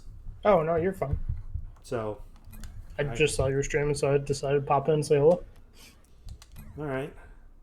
So anyways, the conclusion there is that I think that's an unfortunate series of events. This one I'm going to try not to harp on because the replay bar is going to show kind of a blowout here. Okay, so let's get to fly. Let's get to ball. Let's back this shit up.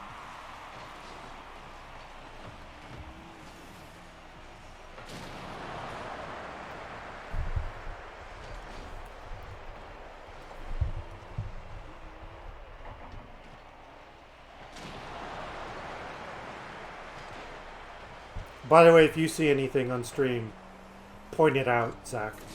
Okay. I know there's a delay, and I'll rewind.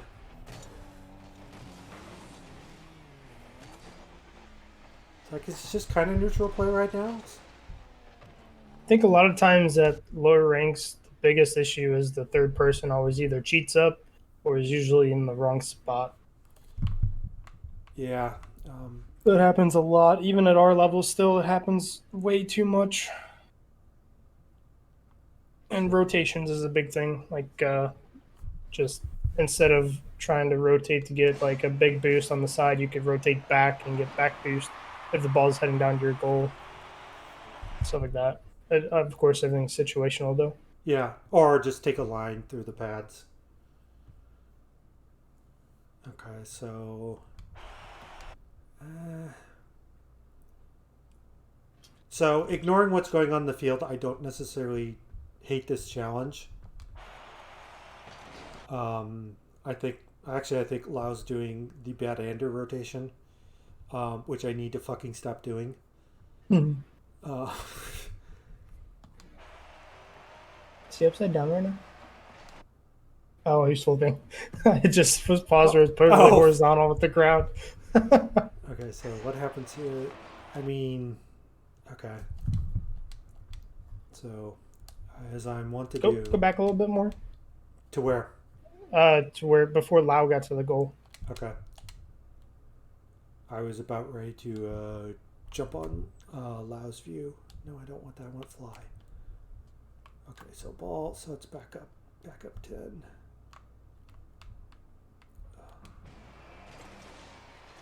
Okay. So this is what I want.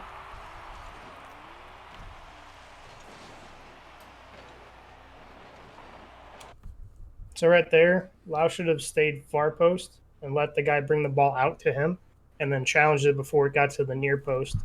Instead of going far deep into the corner there, the ball bounced around him. That would have gave his teammates time to get back more. If you go into his position, Yep. yeah, his view, you'll see him. He's kind of stops like almost in the middle of the goal. Yeah, let's go ahead and play from here. Right. Oh, still turning it back.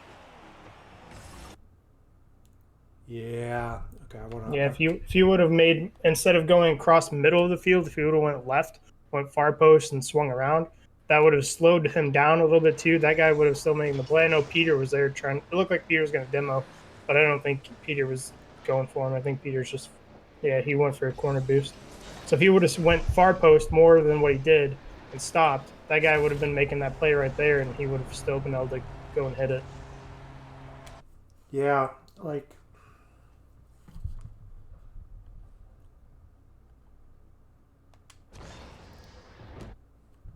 So I can understand the cut that Lau's going to make here to avoid Peter.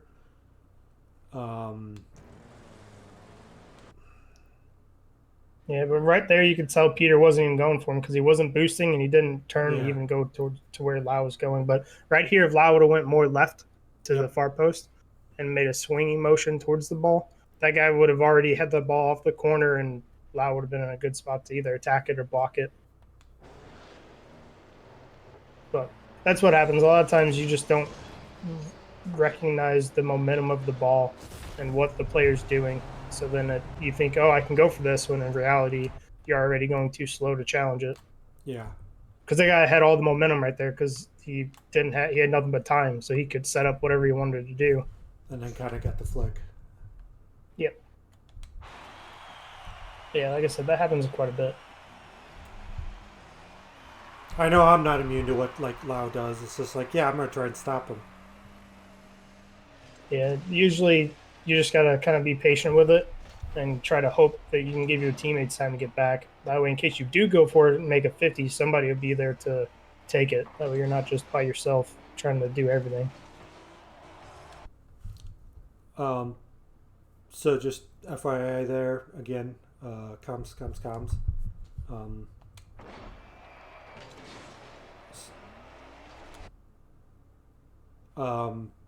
Salad, again, point of note for Salad, just make sure to call that. That way Pool Sharker doesn't necessarily go for that ball. Again, this falls into like, 1%, like this can go right. So yeah, trust in your teammates and all that.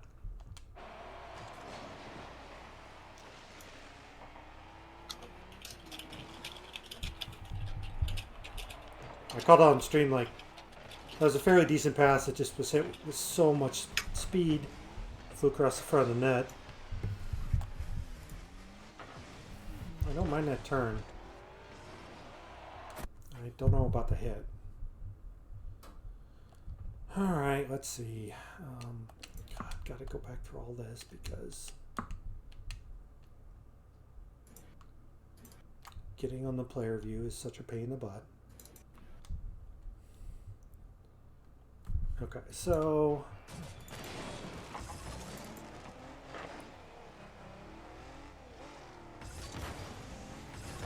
kind of trying for a pinch there, I think.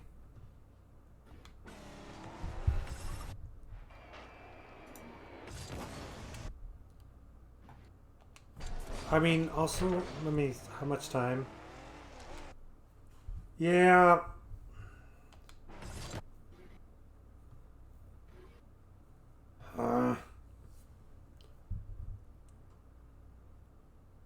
I probably would have done this because I would kind of thought the person was coming, so I was locked in.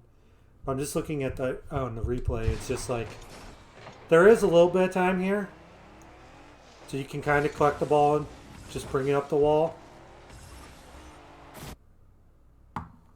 and then it's a good shot. No, I didn't want to do that. So like on Pool Sharker.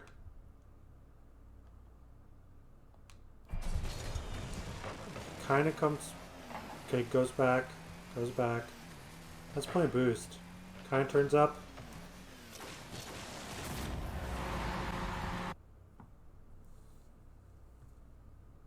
Also, I think that Pool Sharker probably could have gone up on that, I but don't know if he thought that it was going backward or not, yeah, that's totally fair too. or if he just thought he had more room than and the goal wasn't back there, Yeah, like wasn't there yet. Thanks, Call of Duty. Update requires restart. No dodge. Just download the update. okay, and then go to ball.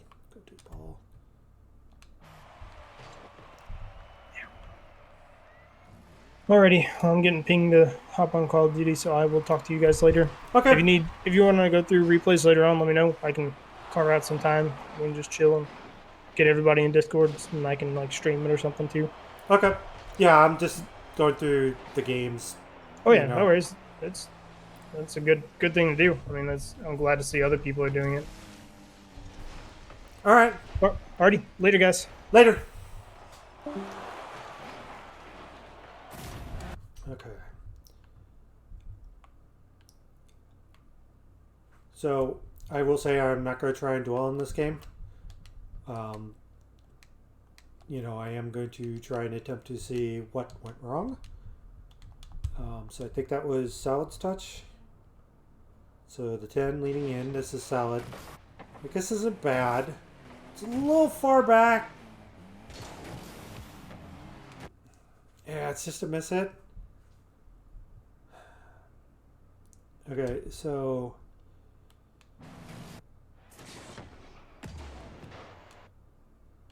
I want to look at Lau. Okay, so that ball is banged down to Pool Sharker. Pool Sharker grabs the mid. Salad recovers. Okay, yeah. So like Lau's kind of out there, and this is something I need to get better at. Just bringing yourself back to the middle. So, and again, it's like this is the positioning isn't bad, but like you see Salad kind of pull off there in the periphery, and I know you're kind of pulling out to the side, but you can. Again, you're not like triangled, so you probably just. There's a very small chance this ball is going to come back through over the top of the net. So.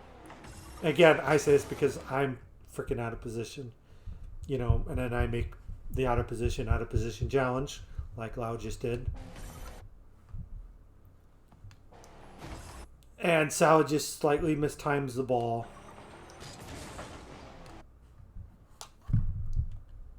Yeah, so, and then just coming back, what could Pool Sharker do? I mean, you're trying not to get demoed as a result of that, or off the bump or whatever, so it's like kind of tough.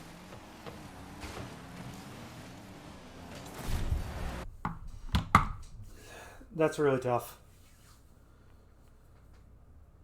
I mean, like obviously, like the bump kind of threw everything off because you kind of I was assuming going to stay in front or in front of the goal line, but just kind of messed everything up. So that's a rough sequence. So we will move on.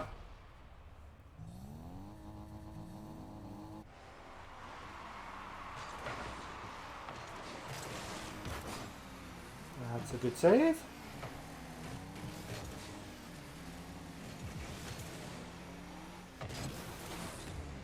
Punches in off the back wall. There's a little hesitation there.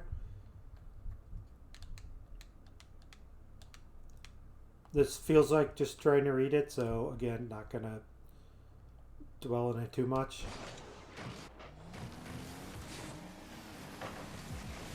I like the turn.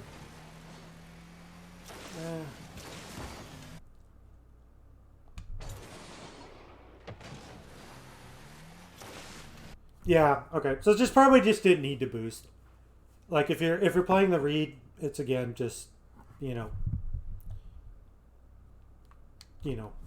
be in a comfortable position, but don't be up too far or be too far back. Top ball goes down. Okay, loud challenges, that's fine. Pool Sharker collecting it, gets 50'd. Assuming not a boost. And Peter gets the dunk. Anything weird? As he attempts to work through his camera control.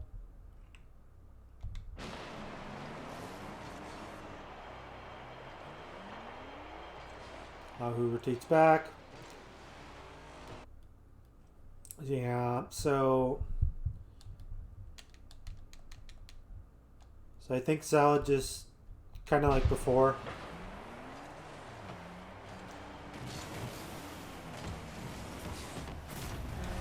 Probably just needs to pull back, you know, not be so far up.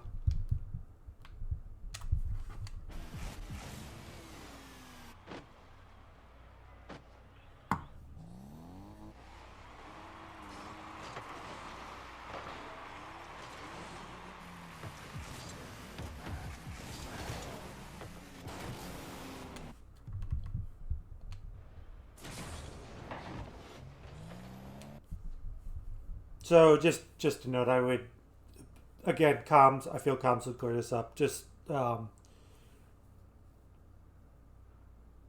move into rotation. Pool Sharker on that one because Salad's coming up. If you don't know Salad's there, then yeah, I can understand you making that play. It's just like make the challenge, but like, you know, comms. Pool Sharker should have, or not Pool Sharker. Salad should have called off Pool Sharker. There's a miss. That's a case of sometimes it's just better to put the ball in net.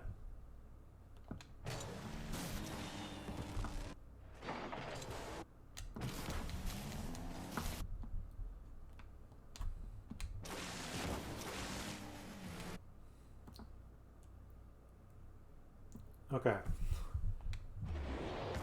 So it comes out. Yeah, just, I mean, you have full boost, so you're fine. Just wait. That's actually good. You turn, bang it.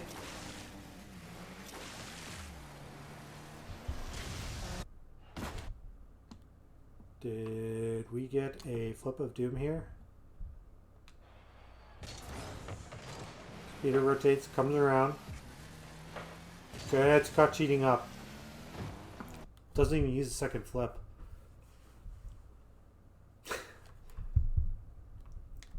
That's what I call trusting your ability. Trusting your read. It happens.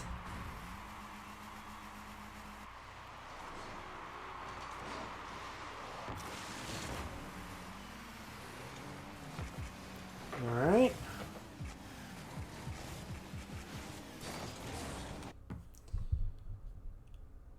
Alright. So the question I have here.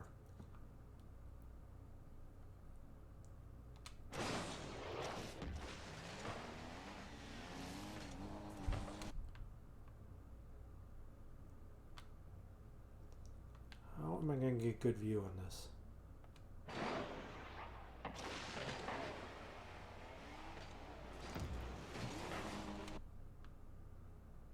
Okay. So this will be solved by this.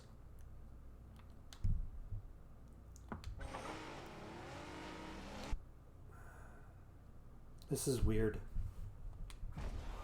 Okay, so get boost, you should... Okay, expecting a hit. Okay.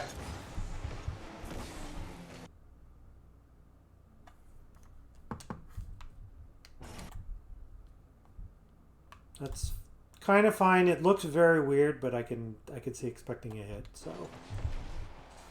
So Roddy goes up.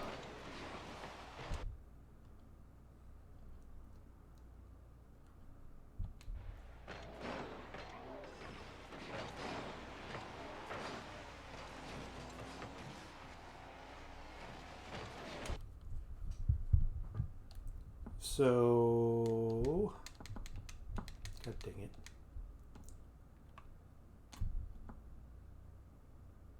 Okay, so coming back. There's a touch playing the 3. Yeah, so I think you could make just a slightly wider rotation and keep momentum. And be on just the back boost Pool Shaker here. So, because then you'd also kind of be better to get Roddy's, you know, unless you hear someone say like far post, that's like, okay, no matter what happens, like I can like make a challenge here.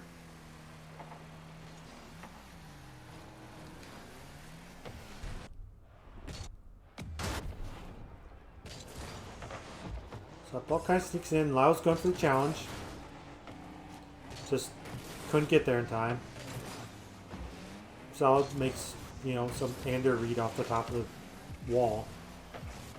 Okay, that's not bad. Solid up. Misses. Ugh. Pool Shaker was priced in that hit. That's called trusting your teammates, so that's like good. A lot of misses there.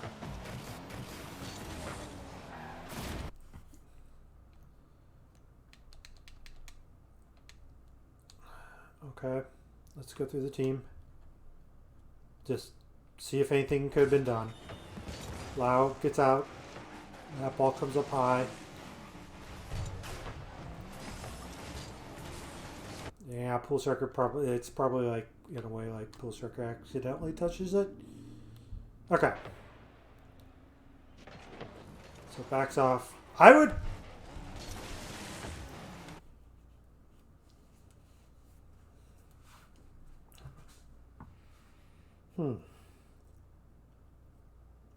What would I have done?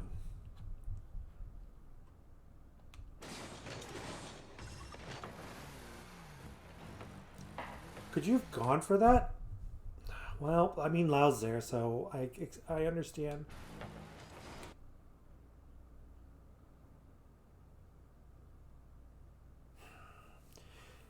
And it's really hard. Like, you're not gonna go up for that. I mean, that's coming up with space, so maybe it's actually correct to just go up, but play the bounce. So if you're up, you're trying to hit the ball where it's at right now. Possibly.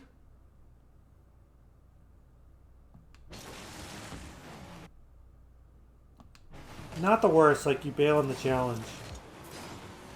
And then try and catch. Okay, like... I mean, this game was screwed up, so I'm not gonna, like... It just... This looks really messy, that's why. Salad's really on the stick. Okay. Like, I don't mind Salad's rotation there either, so...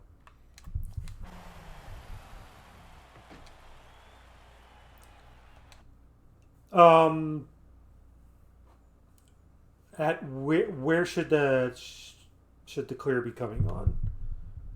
So let's okay, let's rewind.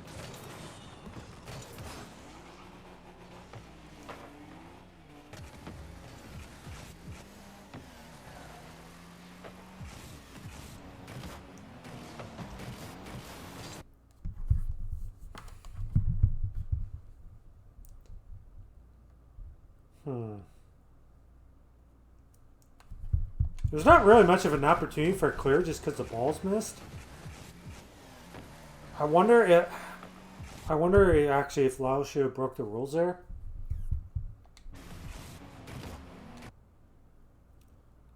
Okay, so this is just...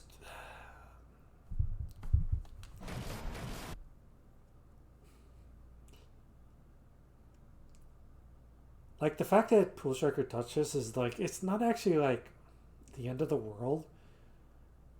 In a way, because it's, like,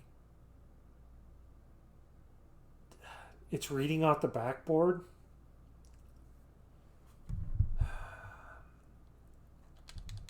I guess the question I need to ask is, what should Lau have done? Is Lau making the correct decision here? Like, on the backboard. Yeah, okay. So,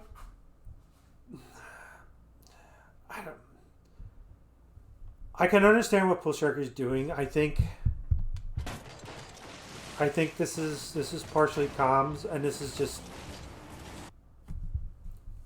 I think this is just comes down to partial comms, partial patience. Again, don't watch any of my videos because this is do as I say, not as I do. But yeah, I think if doing that, you know, because if the touch goes wrong, Lau's there to clean it up rather than trying to challenge that. So, yeah, I'll settle on that. This is just really messy. And unfortunately, it's an own goal because this game was a mess. Whatever.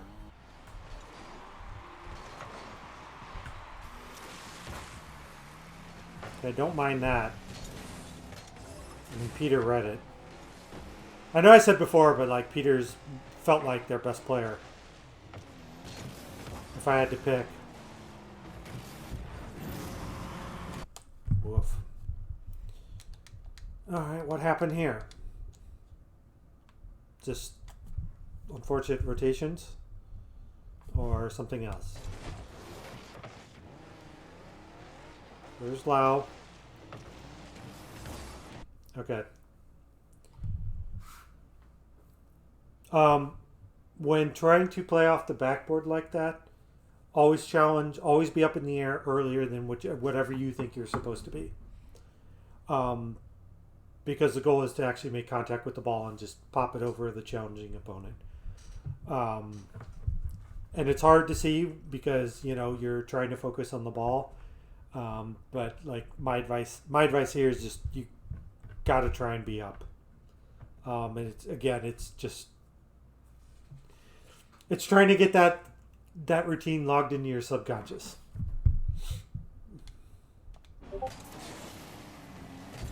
So it is what it is.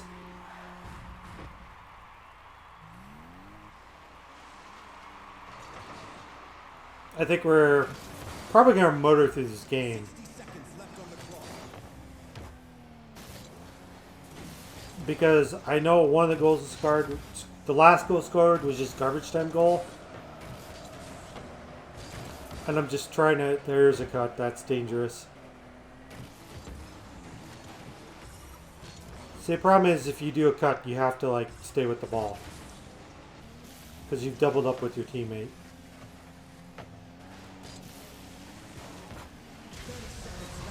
Yeah, this is like just garbage time goals, and it looks like the opponent's just not playing correctly. That's a nice strike though.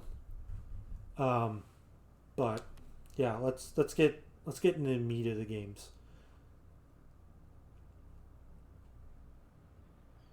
You know, because we're past the 2-hour mark, and we spent over an hour on game one.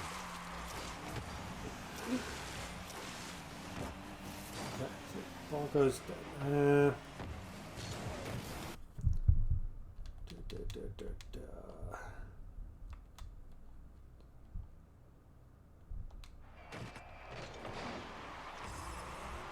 Okay, Pool Striker.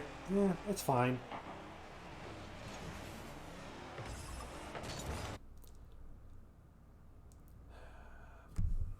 So is there something better? Pool Striker comes up, bangs it.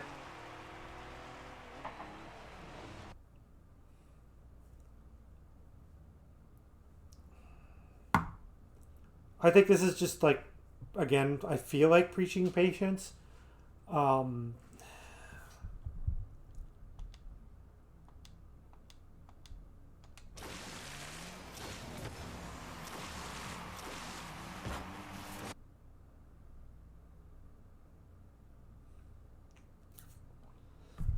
Because really, if it pinches, okay. So that ball's going one of three ways. It's going this way if Pool Striker loses the challenge. If there's any sort of pinch or 50-50, it's probably the ball spraying across to like where Salad is. If Pool Sharker wins the challenge, it's in the middle.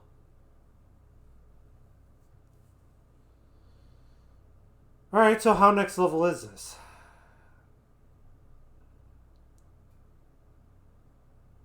Would I have cheated up? Continue going? Probably.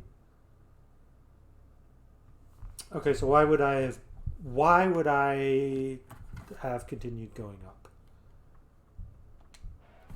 I think I know my answer already, but let's see.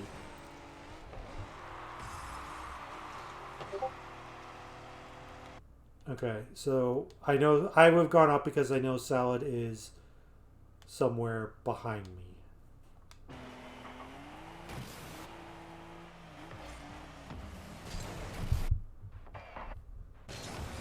Off the face off.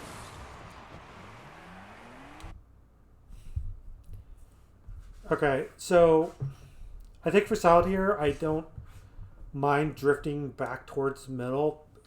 The direction facing is fine. Okay, yeah, I think this is fine.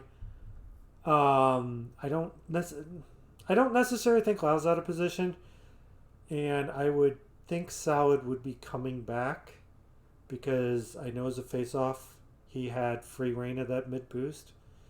So I think this is just fine.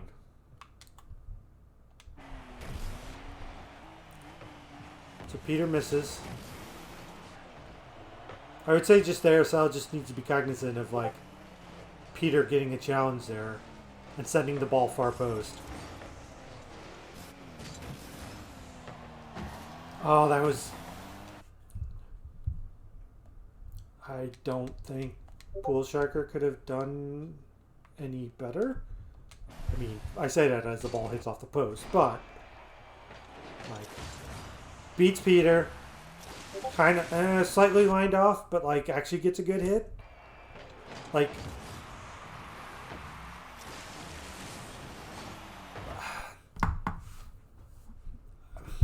I mean, what are we talking? Like millimeters? Micro inches?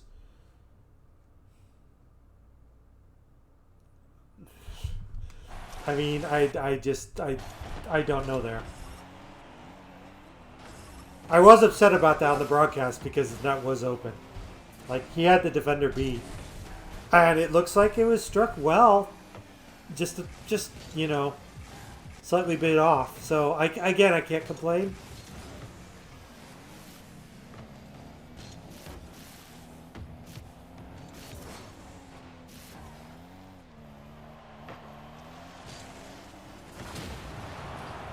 So if Lau's going to turn, just call. Again. Comms. Yeah, that's like one of the three ways that ball comes out of the corner. So Salad. Right idea. Just need to keep the ball down. So that Lau could have gotten that pass. That's a good block. Jesus.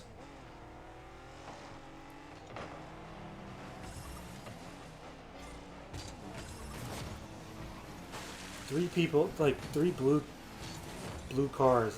That's dangerous.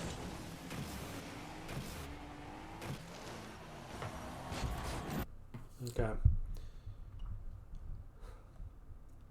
So I saw this, and I couldn't figure it out either.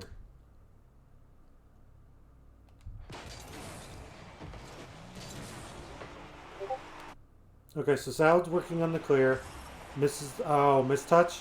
So Siege is up. Okay.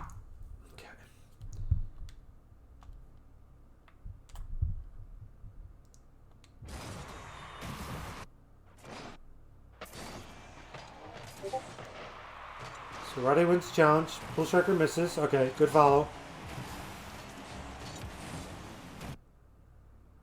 Okay, that has a touch. Now I remember this. That has a touch of like somebody should be following me.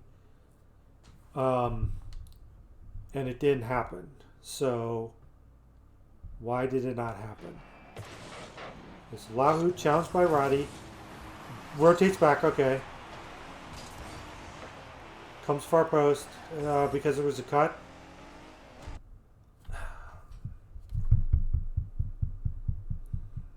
Okay, so I probably need to see this from Pool Striker's view. This might be harsh.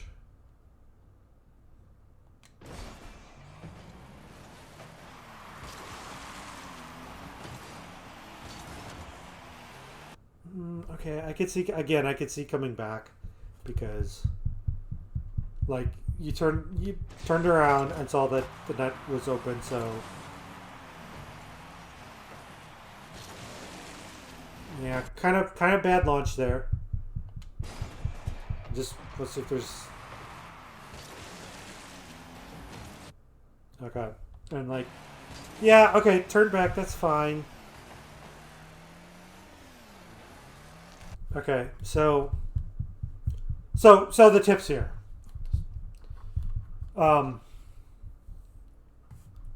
Okay, so we'll do this from full circles. So just, you know, this is just making sure you're lined up. It happens. Just, you know. So got back down. I don't mind this rotation based on saw the net was open and come back. That is perfectly fine. And it's going to have 30, 31. So this is fine.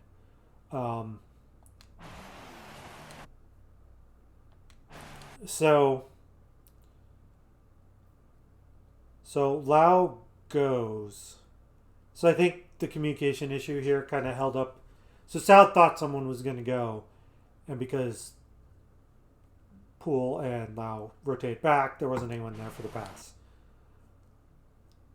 Okay.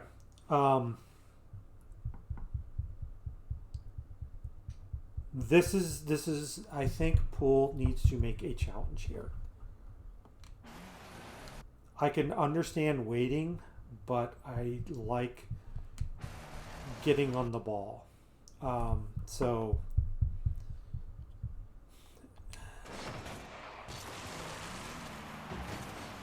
right. Okay, I'm back. Lau's cut. Okay. I guess part of it is like Pool Striker kind of turned back, so it's going to be difficult. But I think trying to make a challenge here is the best thing. So let's see if we can like slow mo into this wide. Let's see. Okay. Okay. So this this is why. So this is Pool's ball. This is his challenge.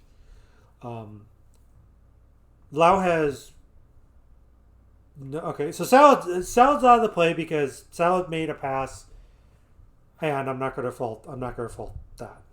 I think Pool Striker needs. This is a virtual way. Pool Striker. This goes back to the odds. Pool Striker has the best chance of intercepting this ball. I don't think I would necessarily. Yeah. I'm trying to figure out everything, like just how I would evaluate this in game 3.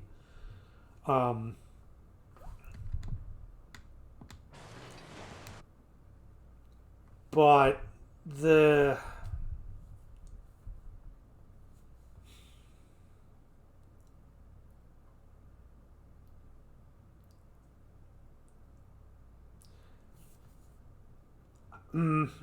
I want to say is I don't think it's getting better. So Pool Striker says I was reading that. I'm last back and respecting the shot. So that's totally correct. So let me see.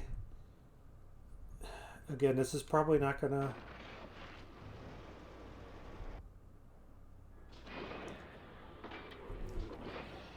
So.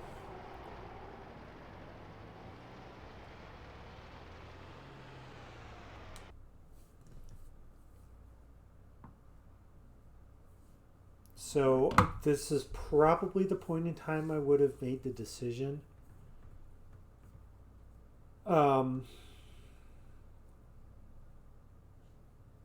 trying to take everything into account. So I would probably try to set myself up for a challenge right here and there, which is like slowing down and then putting myself in the air. And I'm going to walk you through my process. So the reason why is, well, obviously Salad's not going to get back. If Lau gets back, Lau is going to be covering the far post. And I think I would be able to reach the ball. And I would probably play for the block. I would probably be playing to block left, to the left wall. And this means this is going to be a hell of a challenge, by the way, too. Because this is basically how I would have launched as well. Which, if people see me play, it's like, I don't know why you have done that. It's like, well, because that's Parvis is like, I think this is our best chance. And I actually think it's like, because my brain, so I think my brain would have gathered this as a snapshot and says, I need to be up, so figure it out. There's no one really following that. So like Siege didn't jump. So that gives me, at least from my, stupid brain perspective, it gives me the chance to actually challenge for that. Thinking that I'll have time. Again, I don't know how the challenge would have gone, but I probably would have played it for the block, trying to push the ball left or into the left corner. And like, if things went wrong, I was just going to hope that Lau would be there to get anything that goes to my right.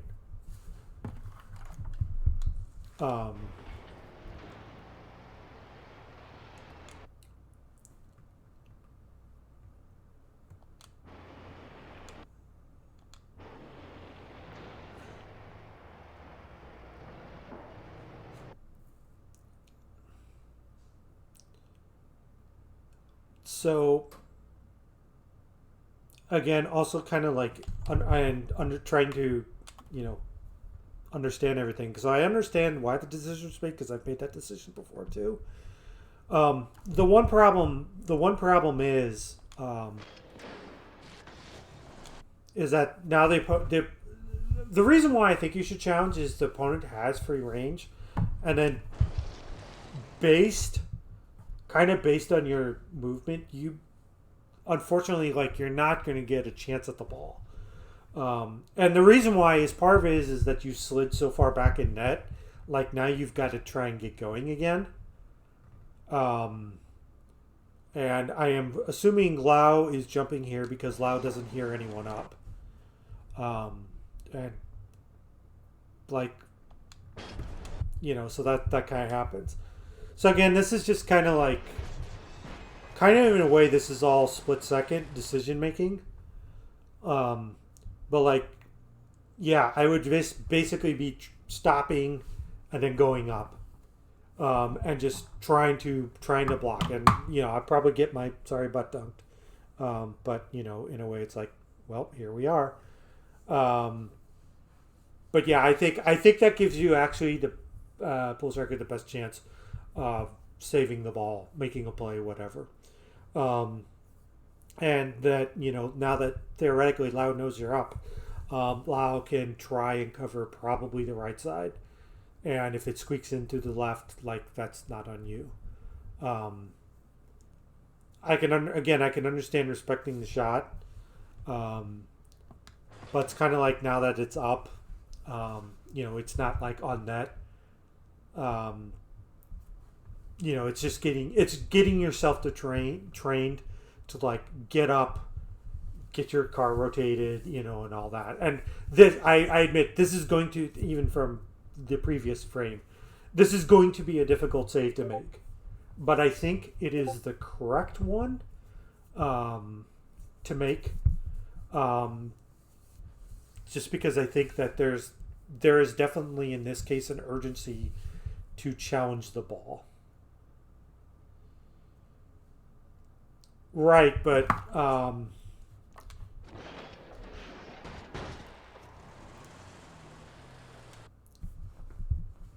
yeah. So again, like I understand that Lau's facing the ball, and like that's a case of like if Lau freezes you like that, then all bets are off.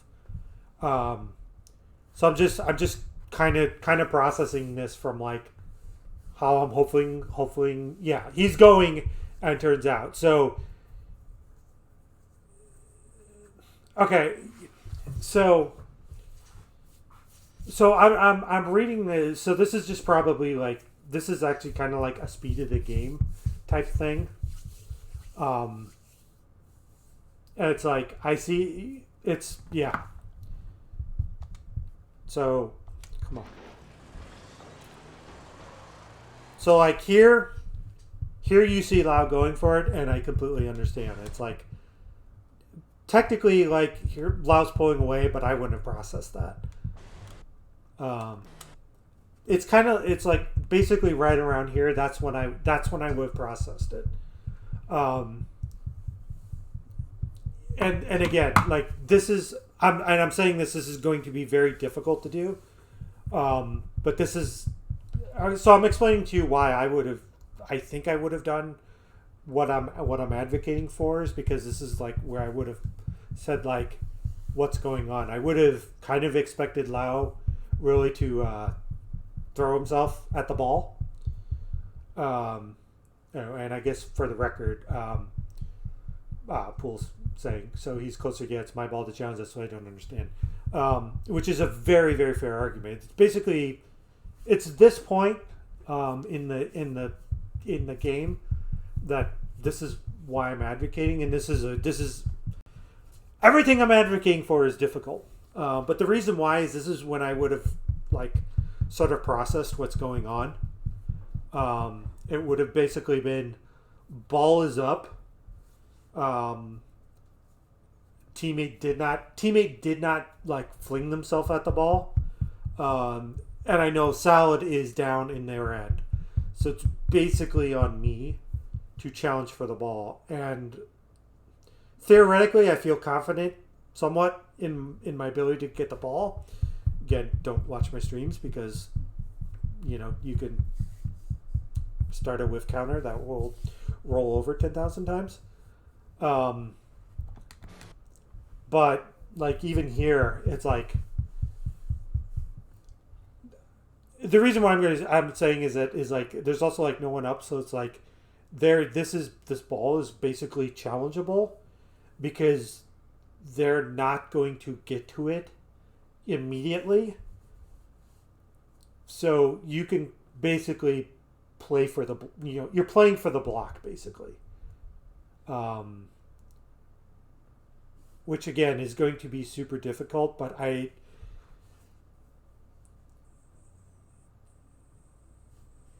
yeah. So, but I think you can still be up and maneuver yourselves to not only play the block, but to actually get close to the ball. Like, again, I'm saying this with the caveat, this is super difficult, but the way things have played out, you're the only one that could technically save this ball. And this ball, despite whatever best effort, probably is going in the back of the net. But this is the 10% challenge that you have to do because you're the only one that can do it. Like, and I say this because I'm also saying this because I don't think Lau is going to get back because Lau kind of boosted out of there, so it's going to be a very wide turn. And I think this ball is going to be around near post, kind of like how it's coming in. So like they're going to try and have to redirect it far side to get most of the net. So This is like, again, why I say I'm going to try and play the block, because I think this ball is coming in near post, and I think I can get in the air and maneuver myself to block it. TLDR, you're kind of left hung out to dry because of the situation. So you just gotta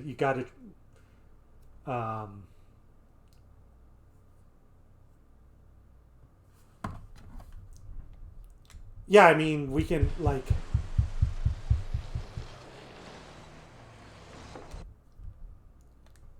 so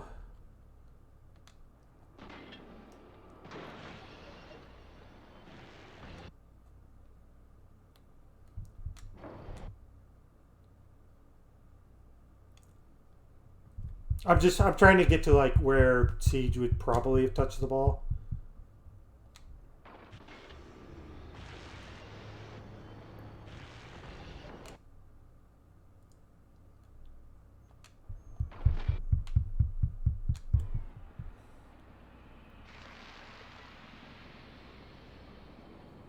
And I know we're going through a fine-tooth comb.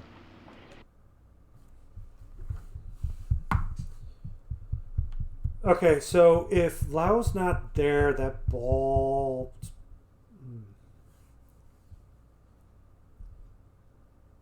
So that ball is basically touched.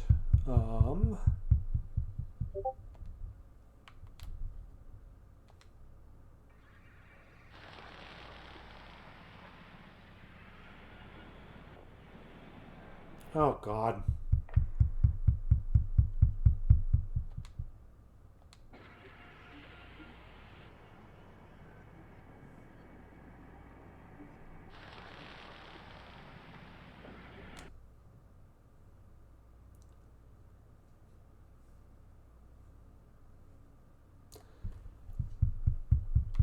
Is this ball even going to be touched? If Lau's not there, is this ball even going to be touched?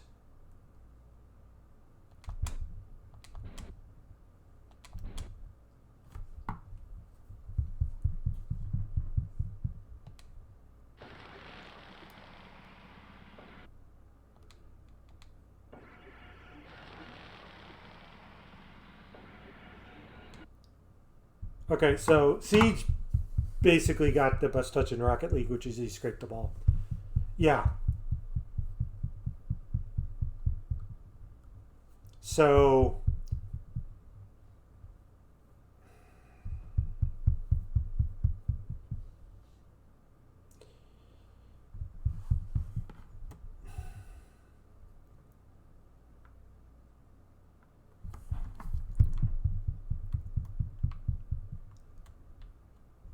this is also kind of like, well, here's a second freeze messing with things.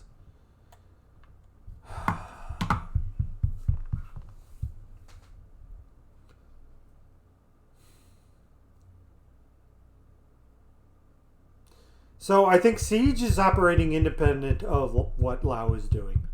Siege is trying to score the ball. So if Lau's not there, that ball is savable.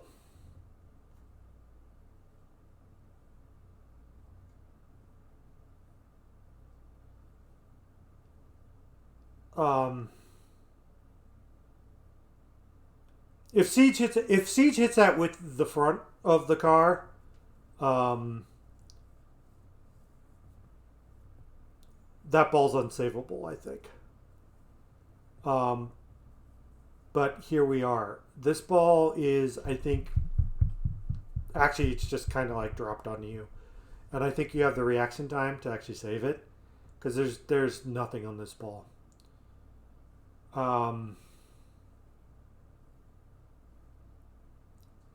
Yeah, like Lau kind of just like pushed it into Siege, and the ball redirected in the upper 90, and the ball wasn't savable. So I think if Lau's not there, this ball is savable. And it's basically going to depend upon your strike. You are going to have to push it left, so out the near side. Because otherwise there's a good chance Siege might get a dunk. Just a falling dunk on you. Or if you go super low, it is. You're gonna have to like try and play it low to the. You're gonna have to push this ball left, and probably low. I don't think Roddy would get the ball if it goes basically to the boost pads. Basically this boost pad right here. So to the left of this, right in between the PlayStation buttons. So if you kind of like push it left on the ground there, Roddy can't get it. So again, let's just say that Lau's back post. Lau can easily get that, or if your follow through allows, you can get that ball. So, like, I think.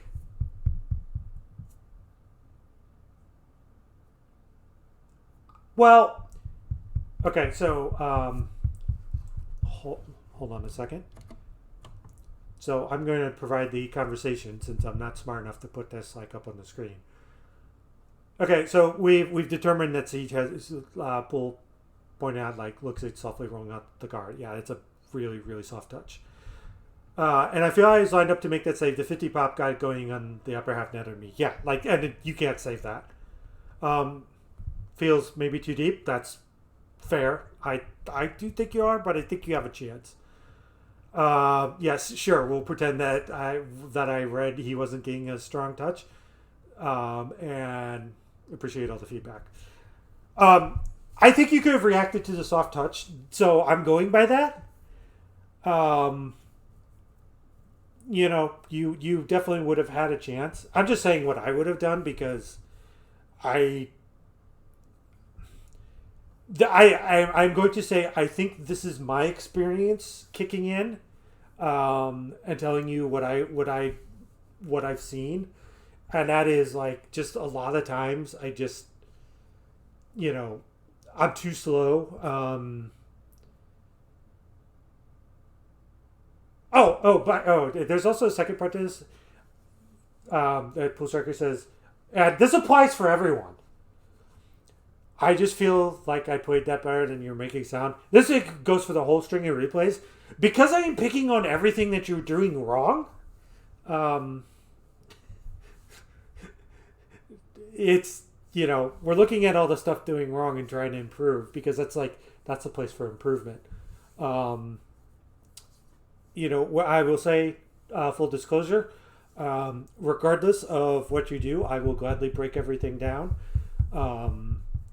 There are, unfortunately, we've had like a lot of bad moments, but again, it's week one and everything. Again, I just like, I think in this situation, I'm also going to say, I understand your decision making there. And, I've seen it now where it's like, you kind of got froze twice. Because like Lau coming in, like on this, you didn't react to the touch, and you wouldn't have because like Lau's in the way.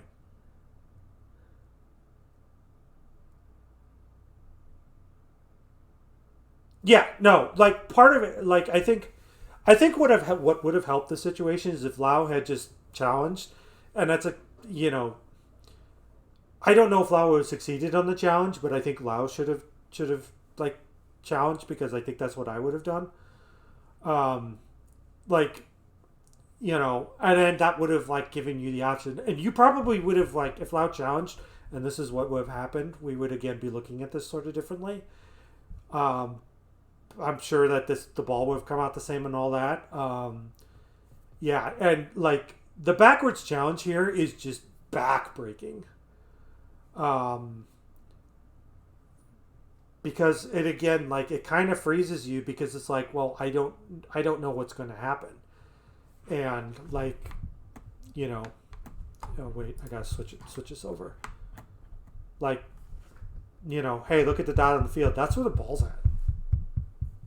Like, there's a difference between reacting to a soft touch, like whatever, but whatever this equates to, 5 units up the field.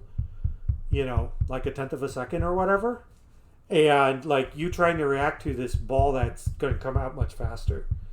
So like if Lau had challenged and you were expecting the challenge, then like yeah, what you did is more than perfectly fine. I'm just telling you what I would have done, but I kind of process things a little bit differently.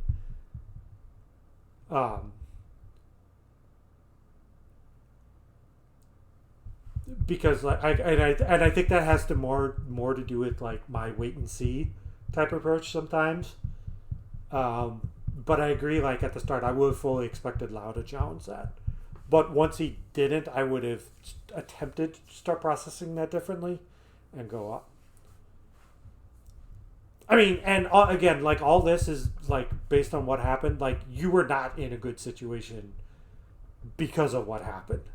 So like your net chance of saving this is like, I don't know, 5% because of what happened, and that's not necessarily all on you. So again, I think we can break this down even in earlier plays. Comms, and like, stuff happening that should have.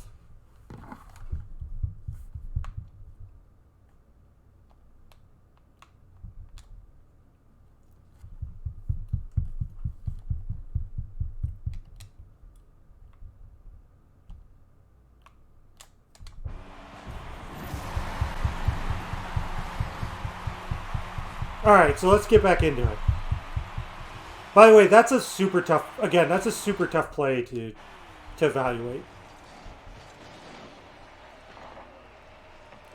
Because like I kind of fully agree, it does like make you to look at it like, wait, why didn't you save that?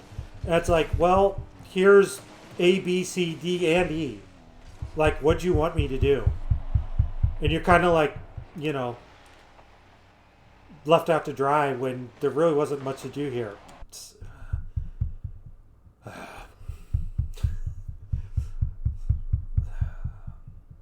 So speaking of getting frozen again. Okay. So how can we make this better? So I don't disagree with South swinging out wide because you're kind of guessing here. You just kind of make a challenge. So Lau kind of bails. Okay, and I want to see where Pool Shaker is. Oh. This is fine. And this may seem weird, but this is actually like kind of fine. Like this ball's not coming to Pool Sharker. How did this? I want to see actually how this ball came out. Okay, so this ball pushed off to the side. Siege, put it in, misses. That ball gets banged down like. Okay. So Pool Striker bangs it down.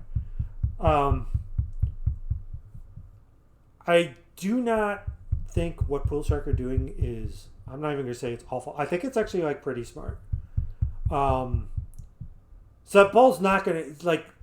There's a lot. There you can see here. There's a lot of space between like Peter and Salad and the ball. So Pool pulling off, and I don't actually mind him turning in. Because there's still just like a lot of time. Like Peter has a chance to like strike this ball in net, but it's probably not happening without coming off the wall. So, and we got Lau back there. So Peter kind of plays it off the back wall. Gets a challenge. It gets around Salad. Salad does steal the boost to the challenge. So I'm going to kind of track like Lau's progress here. Okay, so Lau, I hate this ball game sometimes. So Lau is kind of moving over. Lau should kind of be preparing for a sidewall hit. But because if it comes out of corner, it's like the corner's his. But a sidewall kind of puts things. I say preparing for a sidewall hit because he's last back, and he might have a chance on the ball. Otherwise, that ball's just going to roll down the field, and he has all day to get it if it comes straight out through the corner. Which it sort of does, but not with pace.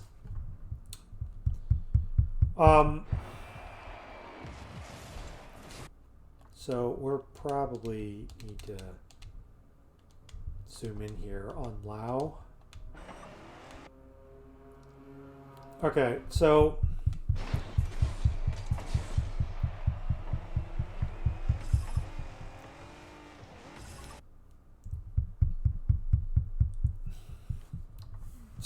I think okay. So I want to point this out. So at this point, like even here, Salad has lost the challenge.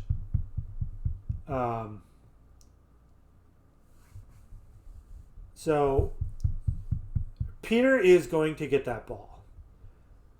And Peter's kind of like there's two things that are going to happen. There's two things that need to be processed here. What if Peter catches and dribbles, or what happens if Peter bangs this? If Peter bangs this, well, Lau's actually kind of like rushing in here.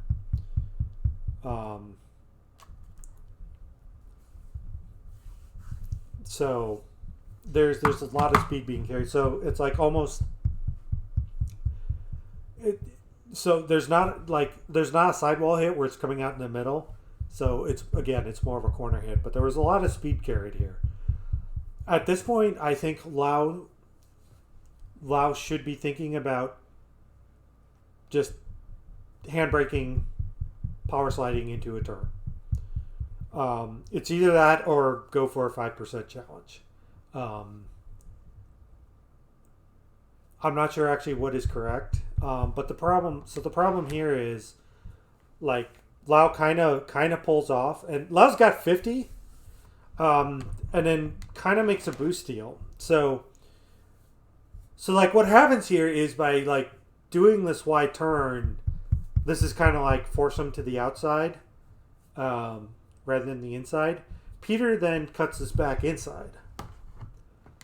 So yeah.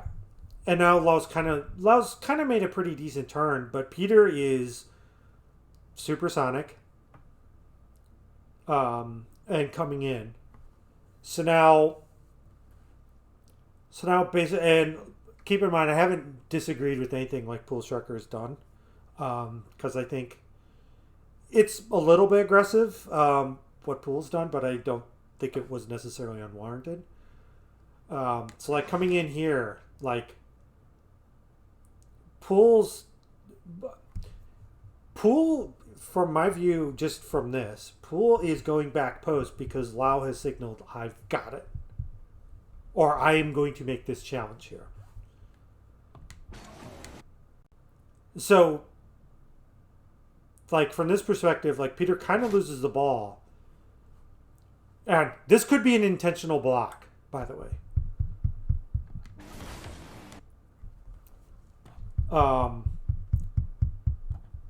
And it kind of, we should just slow this down.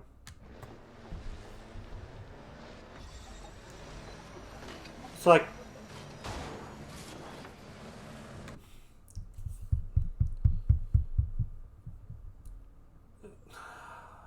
so I do not know if Pool Sharker could have challenged this. But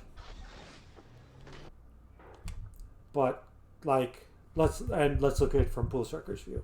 So Pool Sharker is moving back, like, you know, comes in, steals the boost, turns up, expecting something for Salad. Again, not bad idea. Moves back, starts boosting back. This is actually smart. He's like keeping pace. Like, this is good. I think it's tough for Pool to recognize here in this case, and again, we've slowed it down, that Lau might not have a good challenge, but I think the signal there, I think, again, this is a case of this is what the situation dictates. Pool Sharker is letting Lau challenge the ball, coming in,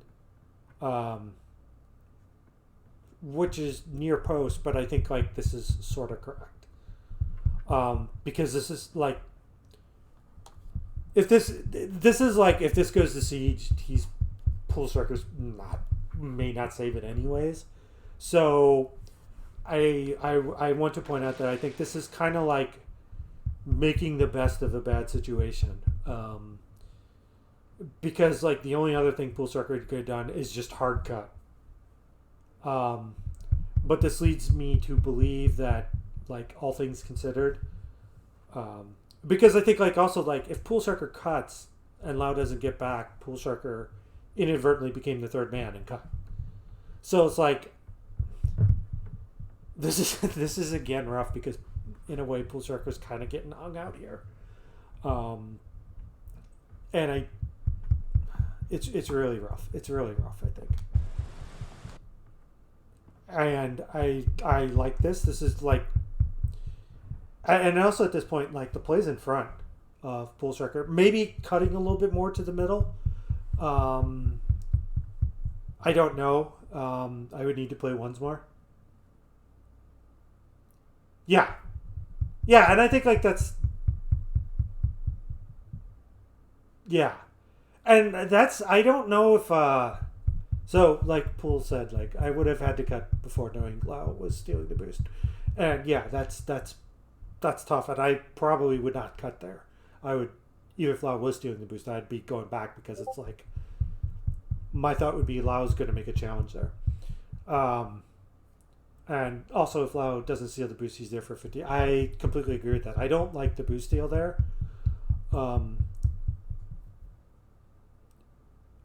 Because 50 is enough. Well, he had 44 or whatever, but that's enough to make a challenge. And so this is kind of like the reverse of what we've been talking about. It's that Lau kind of has to trust that Pool's going to get back. But there's enough time to either challenge and make a 50 or just basically do a fake challenge and shadow Peter. And I think either one of those would have gotten the ball away. Funnily enough, I've gone through all this, but I think that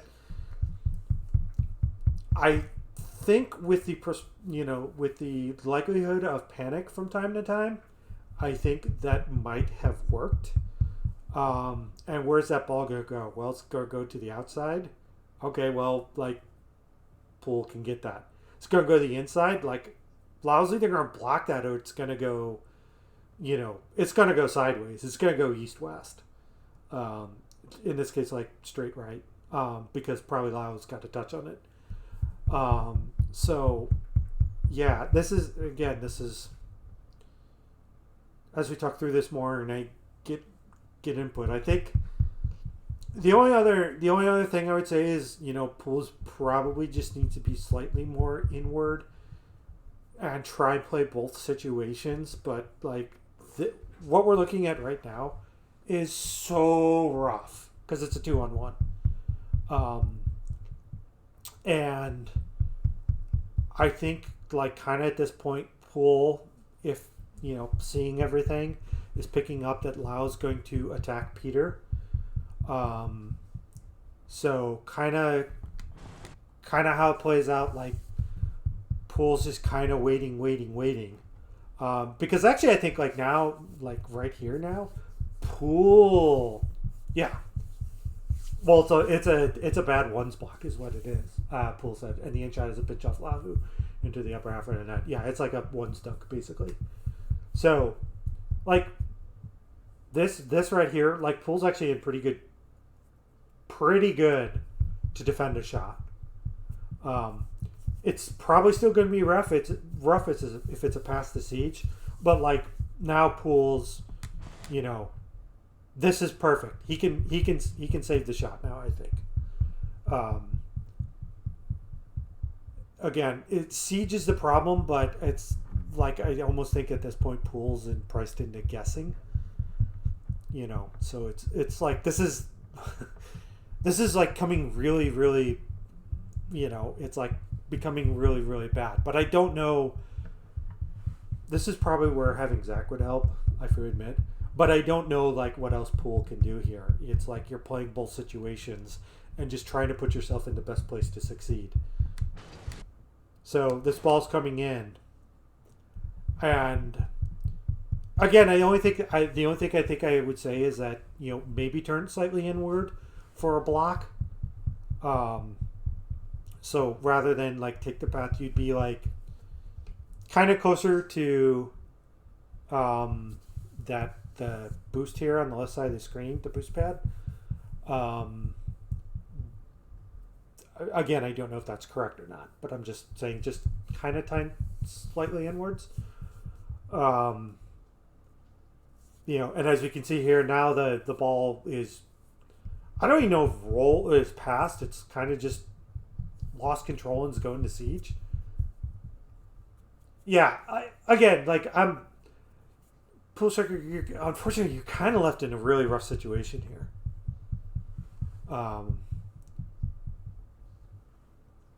And I'm honestly, I'm trying to like figure out like what you could have done better, and I'm actually on the point on this one. It's like I don't know what else you could have done better. Like you are yeah. And if, by the way, if that's what Peter's doing, that's a really heads up play. Cause okay, so like now we know it's a pass. I don't know if Poole can process the block. So it is a pass, and Siege is going to shoot, and Poole is just going to try like hell to set up for a save. And this is going to be rough. And again, it's kind of like maybe break slightly earlier, but again, it's like really, really rough. So like, we kind of go through here. So I don't know if Poole could have saved this ball, all things considered, but in a way, it's like a light touch, actually. Let's see if we can like slow it down.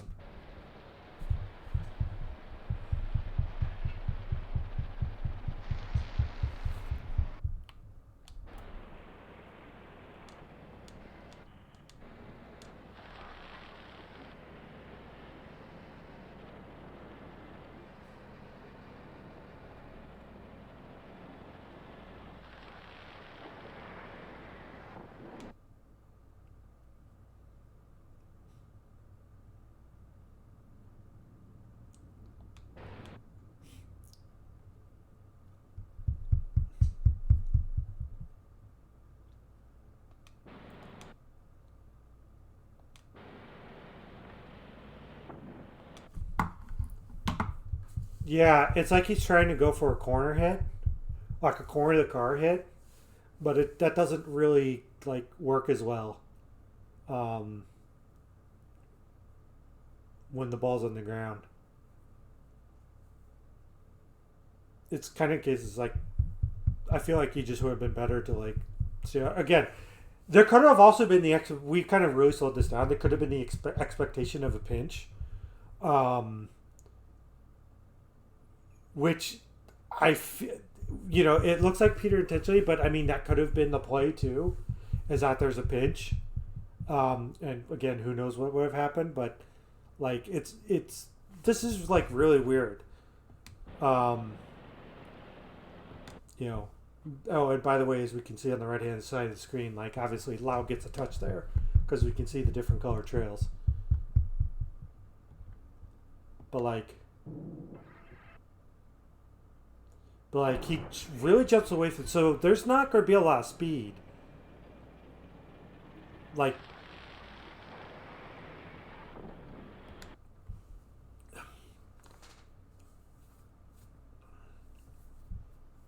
what's, a lot of the speed generated here is actually just, the physics from what essentially becomes the dunk. I don't know, and I mean, truthfully, this ball might actually be wide too. like Peter's not getting this ball. So like if Pool Striker like changes his mind and decides, oh, Peter's hitting this ball might be going wide anyways.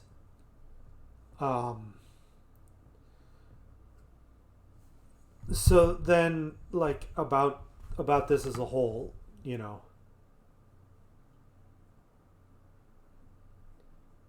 right, yeah, well, and that's so Pool Striker said if Lau's about to jump into that block, the ball would have gone away. And I think that's like, so like the bump messes things up. If Peter did not touch Lau, like Lau probably would have actually blocked it. Because I assume that Lau would have done something to make himself as big as possible and just like block the shot. Rather than the ball hitting off the side of the car and just like popping into a flipping siege here.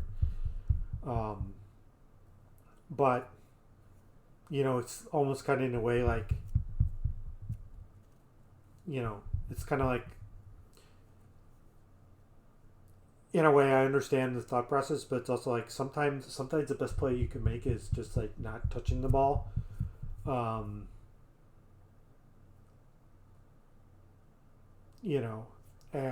like, in a way, like the line wasn't necessarily as good. So yeah, and then just the ball's like on the ground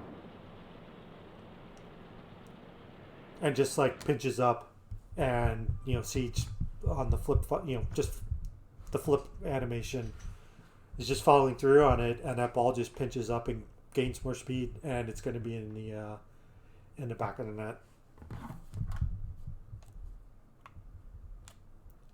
I'm getting hungry. We're at hour 3.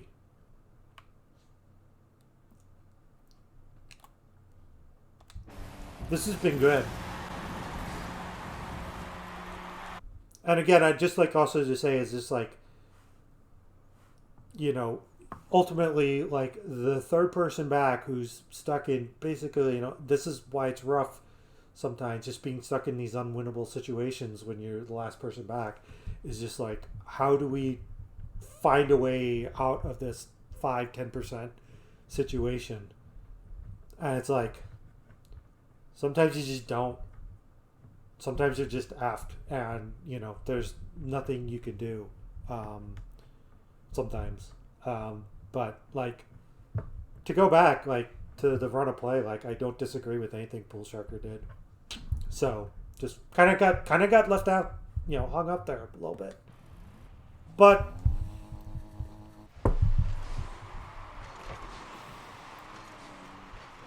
I know we're now 3, and I know I said this a couple times, but again, the caveat is this first, like, competition for some of these people. This is their first time being together, in this team configuration. So, like, it's a learning experience. Well, let's just back up a little bit. Okay, so Salad sends down. I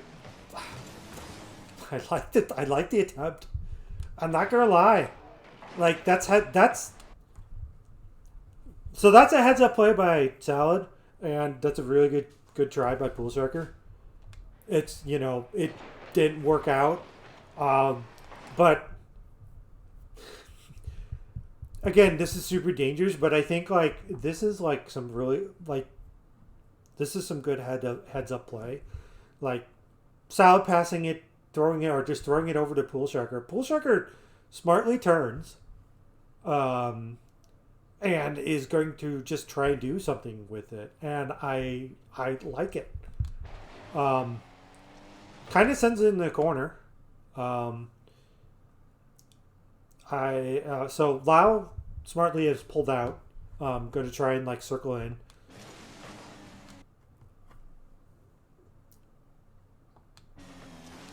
That's semi-free. It's a little dangerous. for Salad to be going for that, but I think it's fine. I do want to take a look at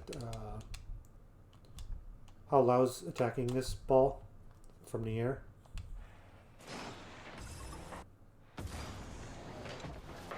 Okay. Ball comes up.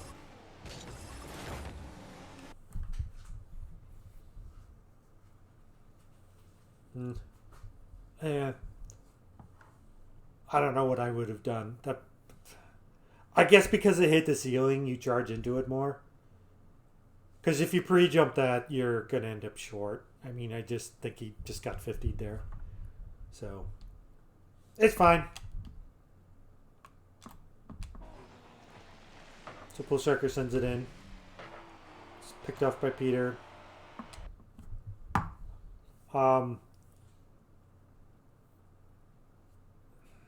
Just comms. Just someone needs to call someone off. Like, it probably depends on how the players read the ball, but like, okay. Pulsarker said Salad called it and then said he wasn't going to get it. He was missing. Okay, so that works out fine. That's exactly what's then supposed to happen. Again, you kind of get your team bunched up a little, but that's fine.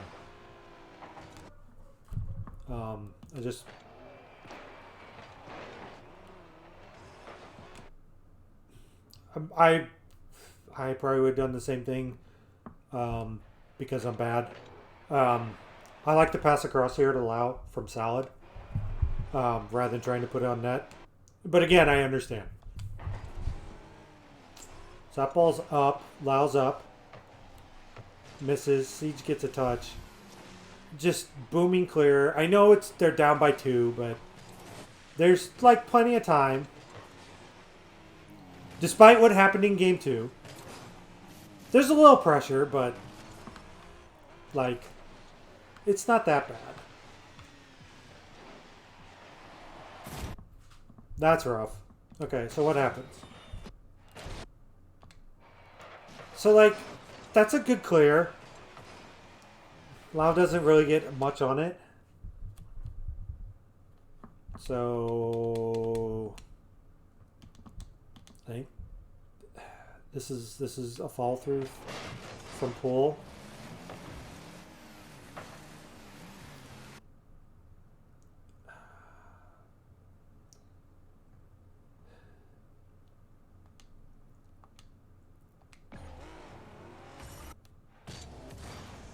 Okay, so Lau follows through. That's fine. What happened here?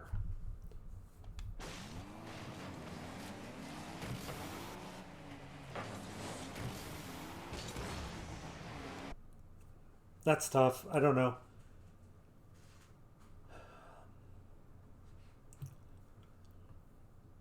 I could easily chalk this up to is just kind of jumping the gun. Yeah.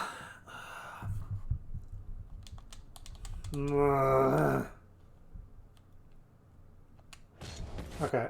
So let's follow Lau. Let's try and follow Lau. Okay, so challenge. I mean, turns. Yeah, you probably had a chance to control it. You could have also had an awkward touch. I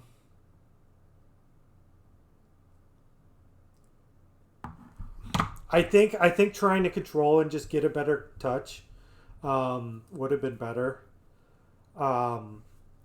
This is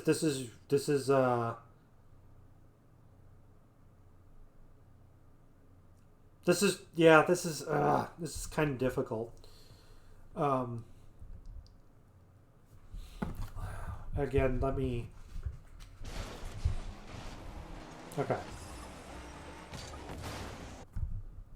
It kind of feels in a way like Lau was going for a pinch, but got the alignment wrong. I mean, again, there's just like there's a lot of you know, this is just what I'm feeling. I mean, you know, obviously feel free. I would definitely have to agree here. Unfortunately, like the touches is thing, and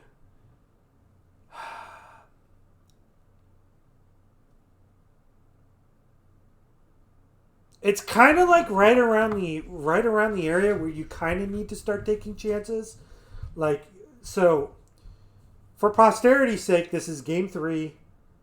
Shark Pog, the blue team, is up 2-0 in the game, not only the game but in the series. So, you know, like if you don't want to like necessarily super rush things, like a goal a minute, goal every 30 seconds, I don't know, choose your poison. I like a goal a minute, you know, you can still have time to like not go, you know, full throttle or whatever.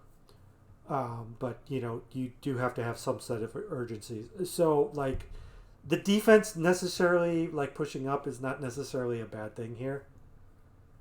So probably just trying to control it.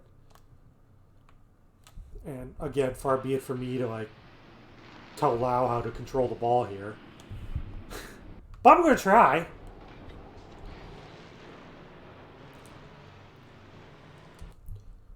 So I know we've got this like slowed down, but Lau, if there was like a chance you recognize that Pool Sharker is actually going to win that, I do love just turning up field immediately. Again, down in distance and all that. You know, just because you get a better break.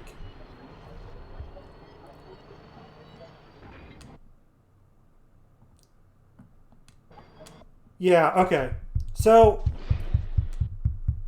yeah. I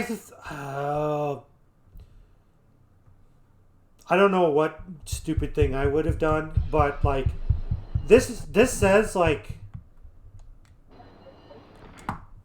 you have time. What's gonna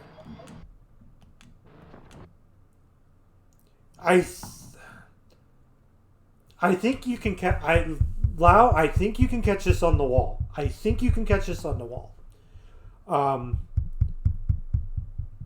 There's also a chance you bang this off the wall, and if you angle it right, it's in the net, like basically far post. But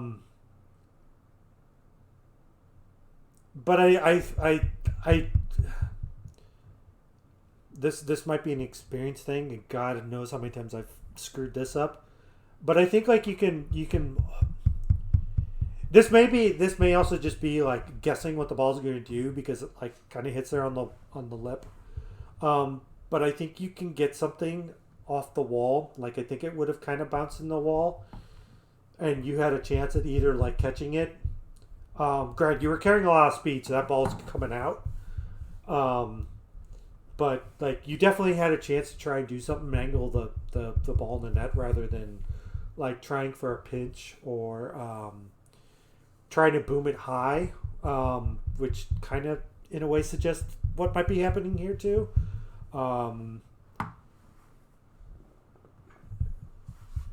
So yeah, I think trying to catch. I mean, even attempting to just like try and do a one slow play. You know, get in position on the wall and see what Peter does, and then you know, drop it down. Because again, like we're not necessarily in super panic mode, but we are. You know, I think the team would have a sense of urgency. So your teammates are going to come up. So like even if you push it out to the middle, I think either Salad or Pool Sharker will get it. So yeah.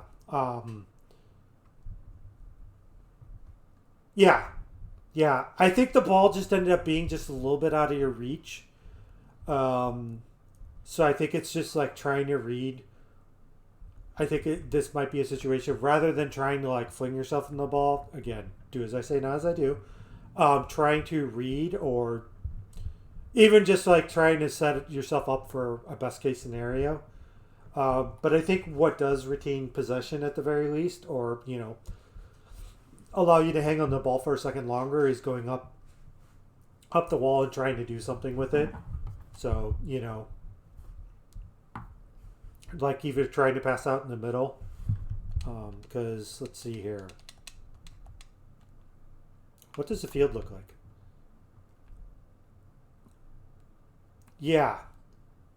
Like the middle of the field right here, just even a sideways pass. Like what is Roddy going to do? E-break? Like if it's hard to Salad, like Salad's got a good chance at an open net. If you like drop it to Pool Sharker, like the play continues. Like Siege is not getting back.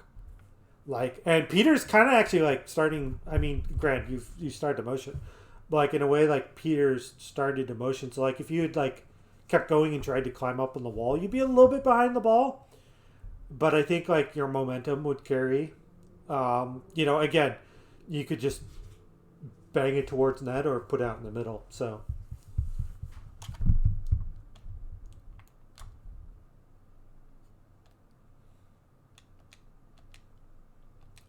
And I have been, like, sort of accidentally been picking on Pool Sharker for basically this entire game. And, like, I can't fault them here. Like, it is what it is. I don't blame the team for pushing up. So, But now I would say there needs to be a sense of urgency. Obviously, because you want to keep playing. So things are going to be a little bit rushed.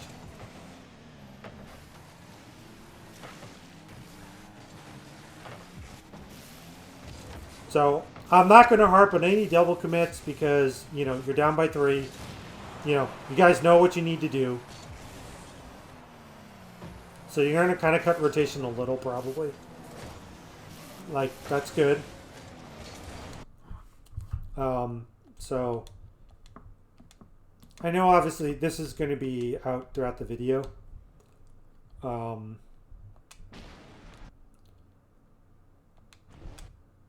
So Lau, you can sit a little bit further back. Cause like I don't think Siege would get a decent touch on this. And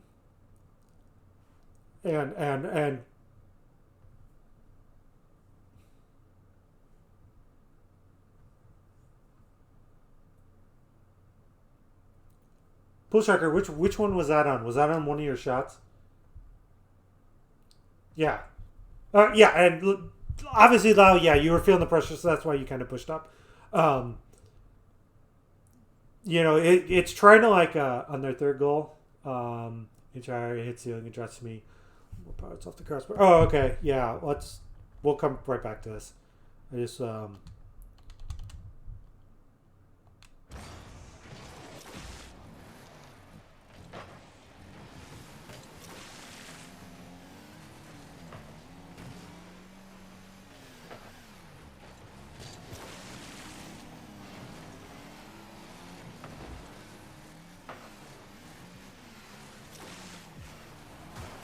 Okay, yeah. And that also kind of tells me you were playing something and you just got beat by a perfectly hit ball. It sucks, but truthfully, there's no shame in if you thought something was going to happen and it literally did. Like, that kind of is basically the perfectly well-struck ball, never touched the ceiling, so it would be short, and as you said, wasn't too hard, so more of an arc right in where it didn't hit off the crossbar. So it's just like, yeah, what could you have done? Okay, so yeah, I mean, and then we get to wherever this is at. Like, obviously Lau recognized it.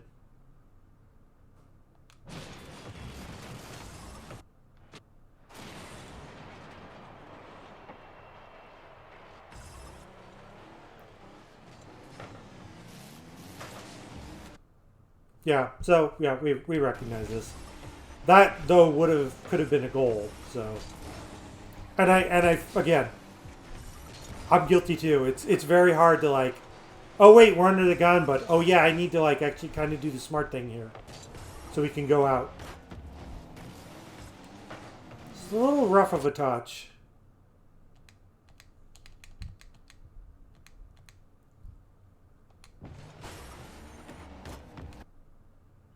But, you know, that happens. But Pulsarker kind of continues to play and just gets kind of roughed up by the corner there.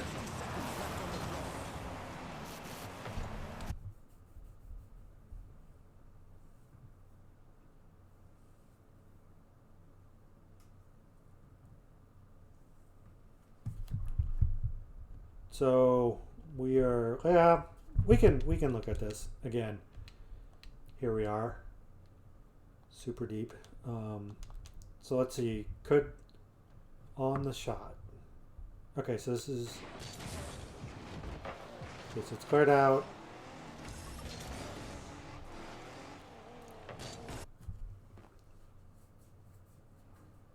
Yeah. Yeah. Again, it could totally be feeling the pressure too. Yeah, Pulsarker side with fan out to the midfield boost, and come at front angle to shoot. And yeah, that's like, you know, that does kind of set you up to like theoretically give you as much as goal as possible. Again, I can, like a lot of things here, I could totally understand it because there's 110 left, and you're down by 3. So yeah.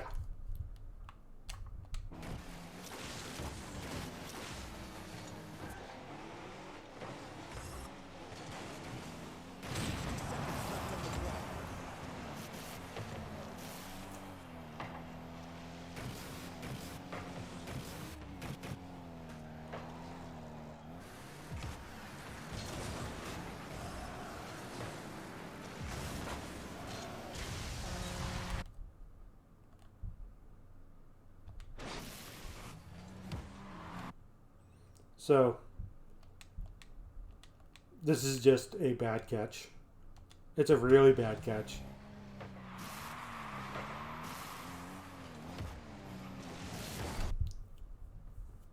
And I could see what Siege is trying to do here. So, like,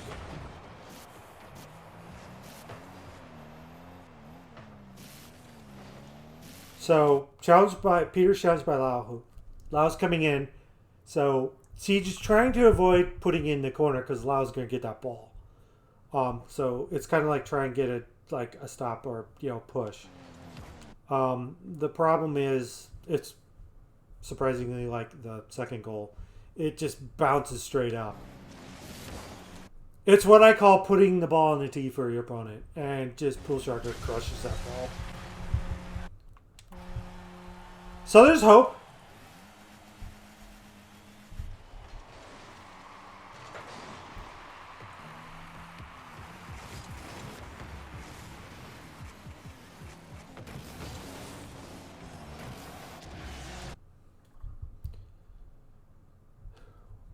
Well, we actually haven't done this the entire time.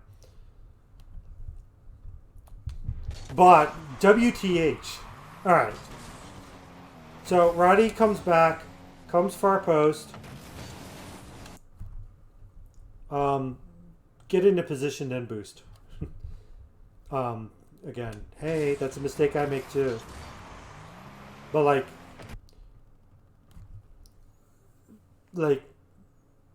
Roddy actually has like some time here, but kind of ends up boosting. So the launch, he's gonna go horizontal more than vertical. So yeah, that's, you know, pro tip from the other side. You know, and it's kind of like a panic in a way. Yeah, Pulsarker said, looks like he made a bad read. Yeah, part of it is that. I also think like boosting there. I think Roddy could have laid off the boost a little and then still made a challenge here. Again, it is kind of what it is.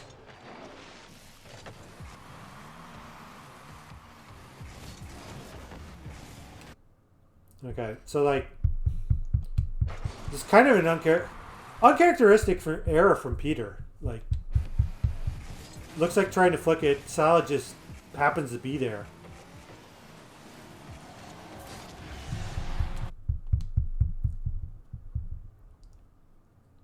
Okay, so off the kickoff.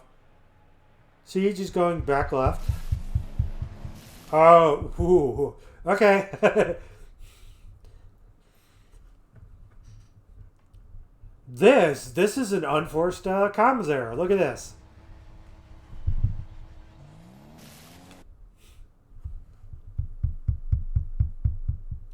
So, yeah, this should never happen. Like, the only time this should happen is if you're like trying for a desperation goal. But this should never happen when you're up too late. You know, when left always goes. Like, Siege should either be the one cheating or going for back boost. And like, I think Peter should just be going for back boost. Unless you're trying to push it back left, then Siege needs to be going back left, and I don't know what Peter should do. I don't necessarily agree with cutting in the middle, but you know, because this right here is just a way to get into trouble. So like, Siege's like, oh crap, I gotta go get boost. Should have flipped into that. Has boost. So here's a problem. Siege should not be cutting straight. Siege is cutting straight to the ball. Siege needs to be swinging behind.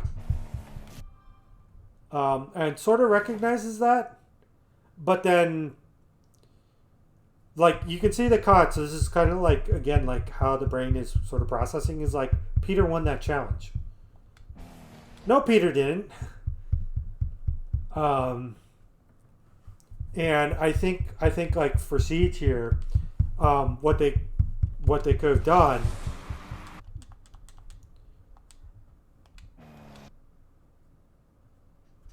like, I don't necessarily mind turning upfield, but there is this is not necessary. Okay, so the problem with turning upfield here is that Peter doesn't have control of the ball. Like, obviously, you don't know what Peter did. Peter cut the mill, but let's make sure Siege didn't see that. Okay, so Peter's cutting the middle and is grabbing the ball and is kind of moving backwards. So this is going to be a very like rough take up the wall. So like, I understand like always cutting forward when grabbing the 100. Problem is because this is a late grab, Siege needs to turn back. Like this, there's just no question. Because you know where your teammate is. So this needs to be a turn back to net, a rotate back to net rather than up forward. So he Siege sort of started cutting back, but then turned forward, just kind of at a really bad time. Seldon wins the challenge. And like, it's hard to say whether or not Siege is priced into this, but goes up. It's kind of almost there. Makes basically an Ander challenge and misses the damn ball. Yeah, and the ball just kind of squeaks in.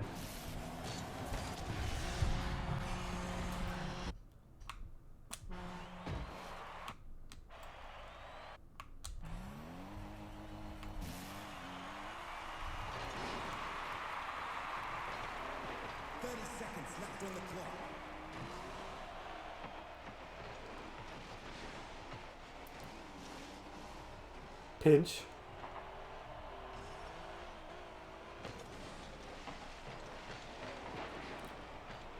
So obviously, like, again, we can go back over this. Like, there's definitely a sense of urgency here from the face-off. So, like, Here we go. So, lost face-off, so... Okay.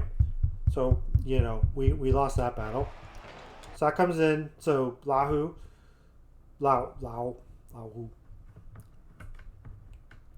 I've said his name like 4 different times, and, you know, there's 5 letters in it, but here we are. So, don't disagree. Lahu challenges. Misses. Peter goes under. Pool Striker. Pool Striker comes up because it's like, well, I have to challenge. 2, we're down by 1, and it's under 30 seconds. So, gets 50. Roddy just, I mean, to be honest, kind of, it's not totally disastrous because the ball goes in the corner, and, like, even though all 3 orange players are there, it's just, it does kill time. Again, there's a little panic, but if call helps, you know, calling it out, that works. And the problem is, like, the only danger with the pinches is, like, you know, someone has to go chase that ball down. You know, so Salad just, that's a reckless challenge at 4:50 left. It's perfectly fine to do that here. So Lau reading it off the wall, it just crushes it. You know, it happens. Like, again, you're kind of under the gun. Did Pool Striker, again, it's the moment and everything, so I mean, I like all this. Yeah, you kind of have to, yeah, just slight misread. But you do kind of have to do that, like, you know, cross the field shot. Your teammate was rotating out. That's fine. May not have expected to crush. It happens. Like, you're doing everything that you need to do. So Salad, like, again, I think Salad's priced to keeping that in. I would have liked to try to see it more into the corner, just because it kind of keeps the ball along the wall, based on the rotation. And of course, you have to double commit there. Like, it is what it is.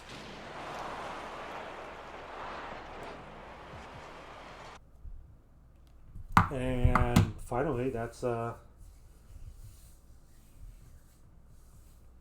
yeah, like, to go back to the cross off the back wall. Again, I understand it. Like, you know, there's a couple things here where it's like under the gun is just like, you would have, like, kind of thought about it and, like, would have taken your time and did that, and that's fine. And then just like here, it's like, well, you know, we're down by 3. There's 1:15 to go. We gotta score. So, like, you know, on the push up, you know, in the defensive end, and it's like, you know, doing like that accidental pinch there where the ball is like, yeah, everybody's just trying to do your part, you know. So it's like that stuff is gonna happen. And again, like the cross where it just got crushed. It's like, it happens. Again, you're getting lectured by a false GC, a C3 who's currently in D3. So, you know, I may not know what I'm talking about either. So,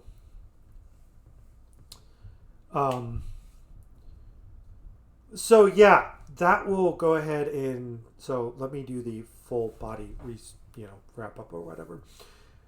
So this was a sweep by Sharkbog. Again, for the archives, this was a C1 C2 matchup.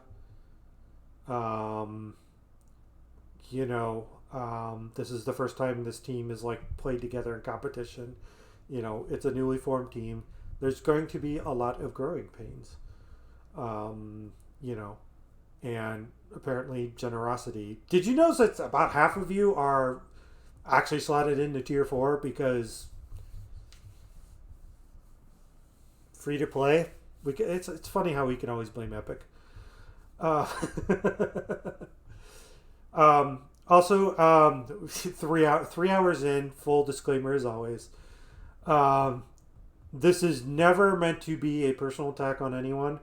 I am very harsh on club members sometimes.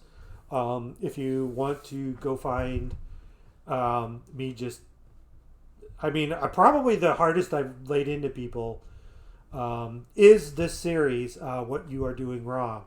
I analyzed, it was 4 goals, technically 2.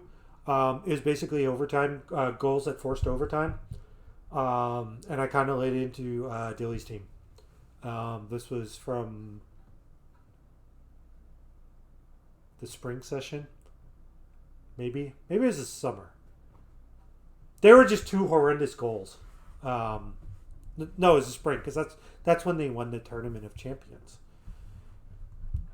But they got bounced pretty brutally in normal playoffs. So yeah, I'm just really harsh and probably, I would say at this point, a stupid, stubborn old man and kind of set in my ways or what I believe. So I am always not immune to criticism either. And my goal is at the very least to try and provide at least my insight into like things, and try and give the benefit of the doubt, but also just say like, hey, this is kind of like what I think you should actually be doing. And there's 2 parts of this game, and one part of the game you can't actually really work on in free play, and it just comes with experience. And it always changes. The more you climb that ladder, you kind of have to get used to everything and just like get used to the reads, get used to the speeds. So it's always rough, So it's always just kind of like an ongoing learning experience.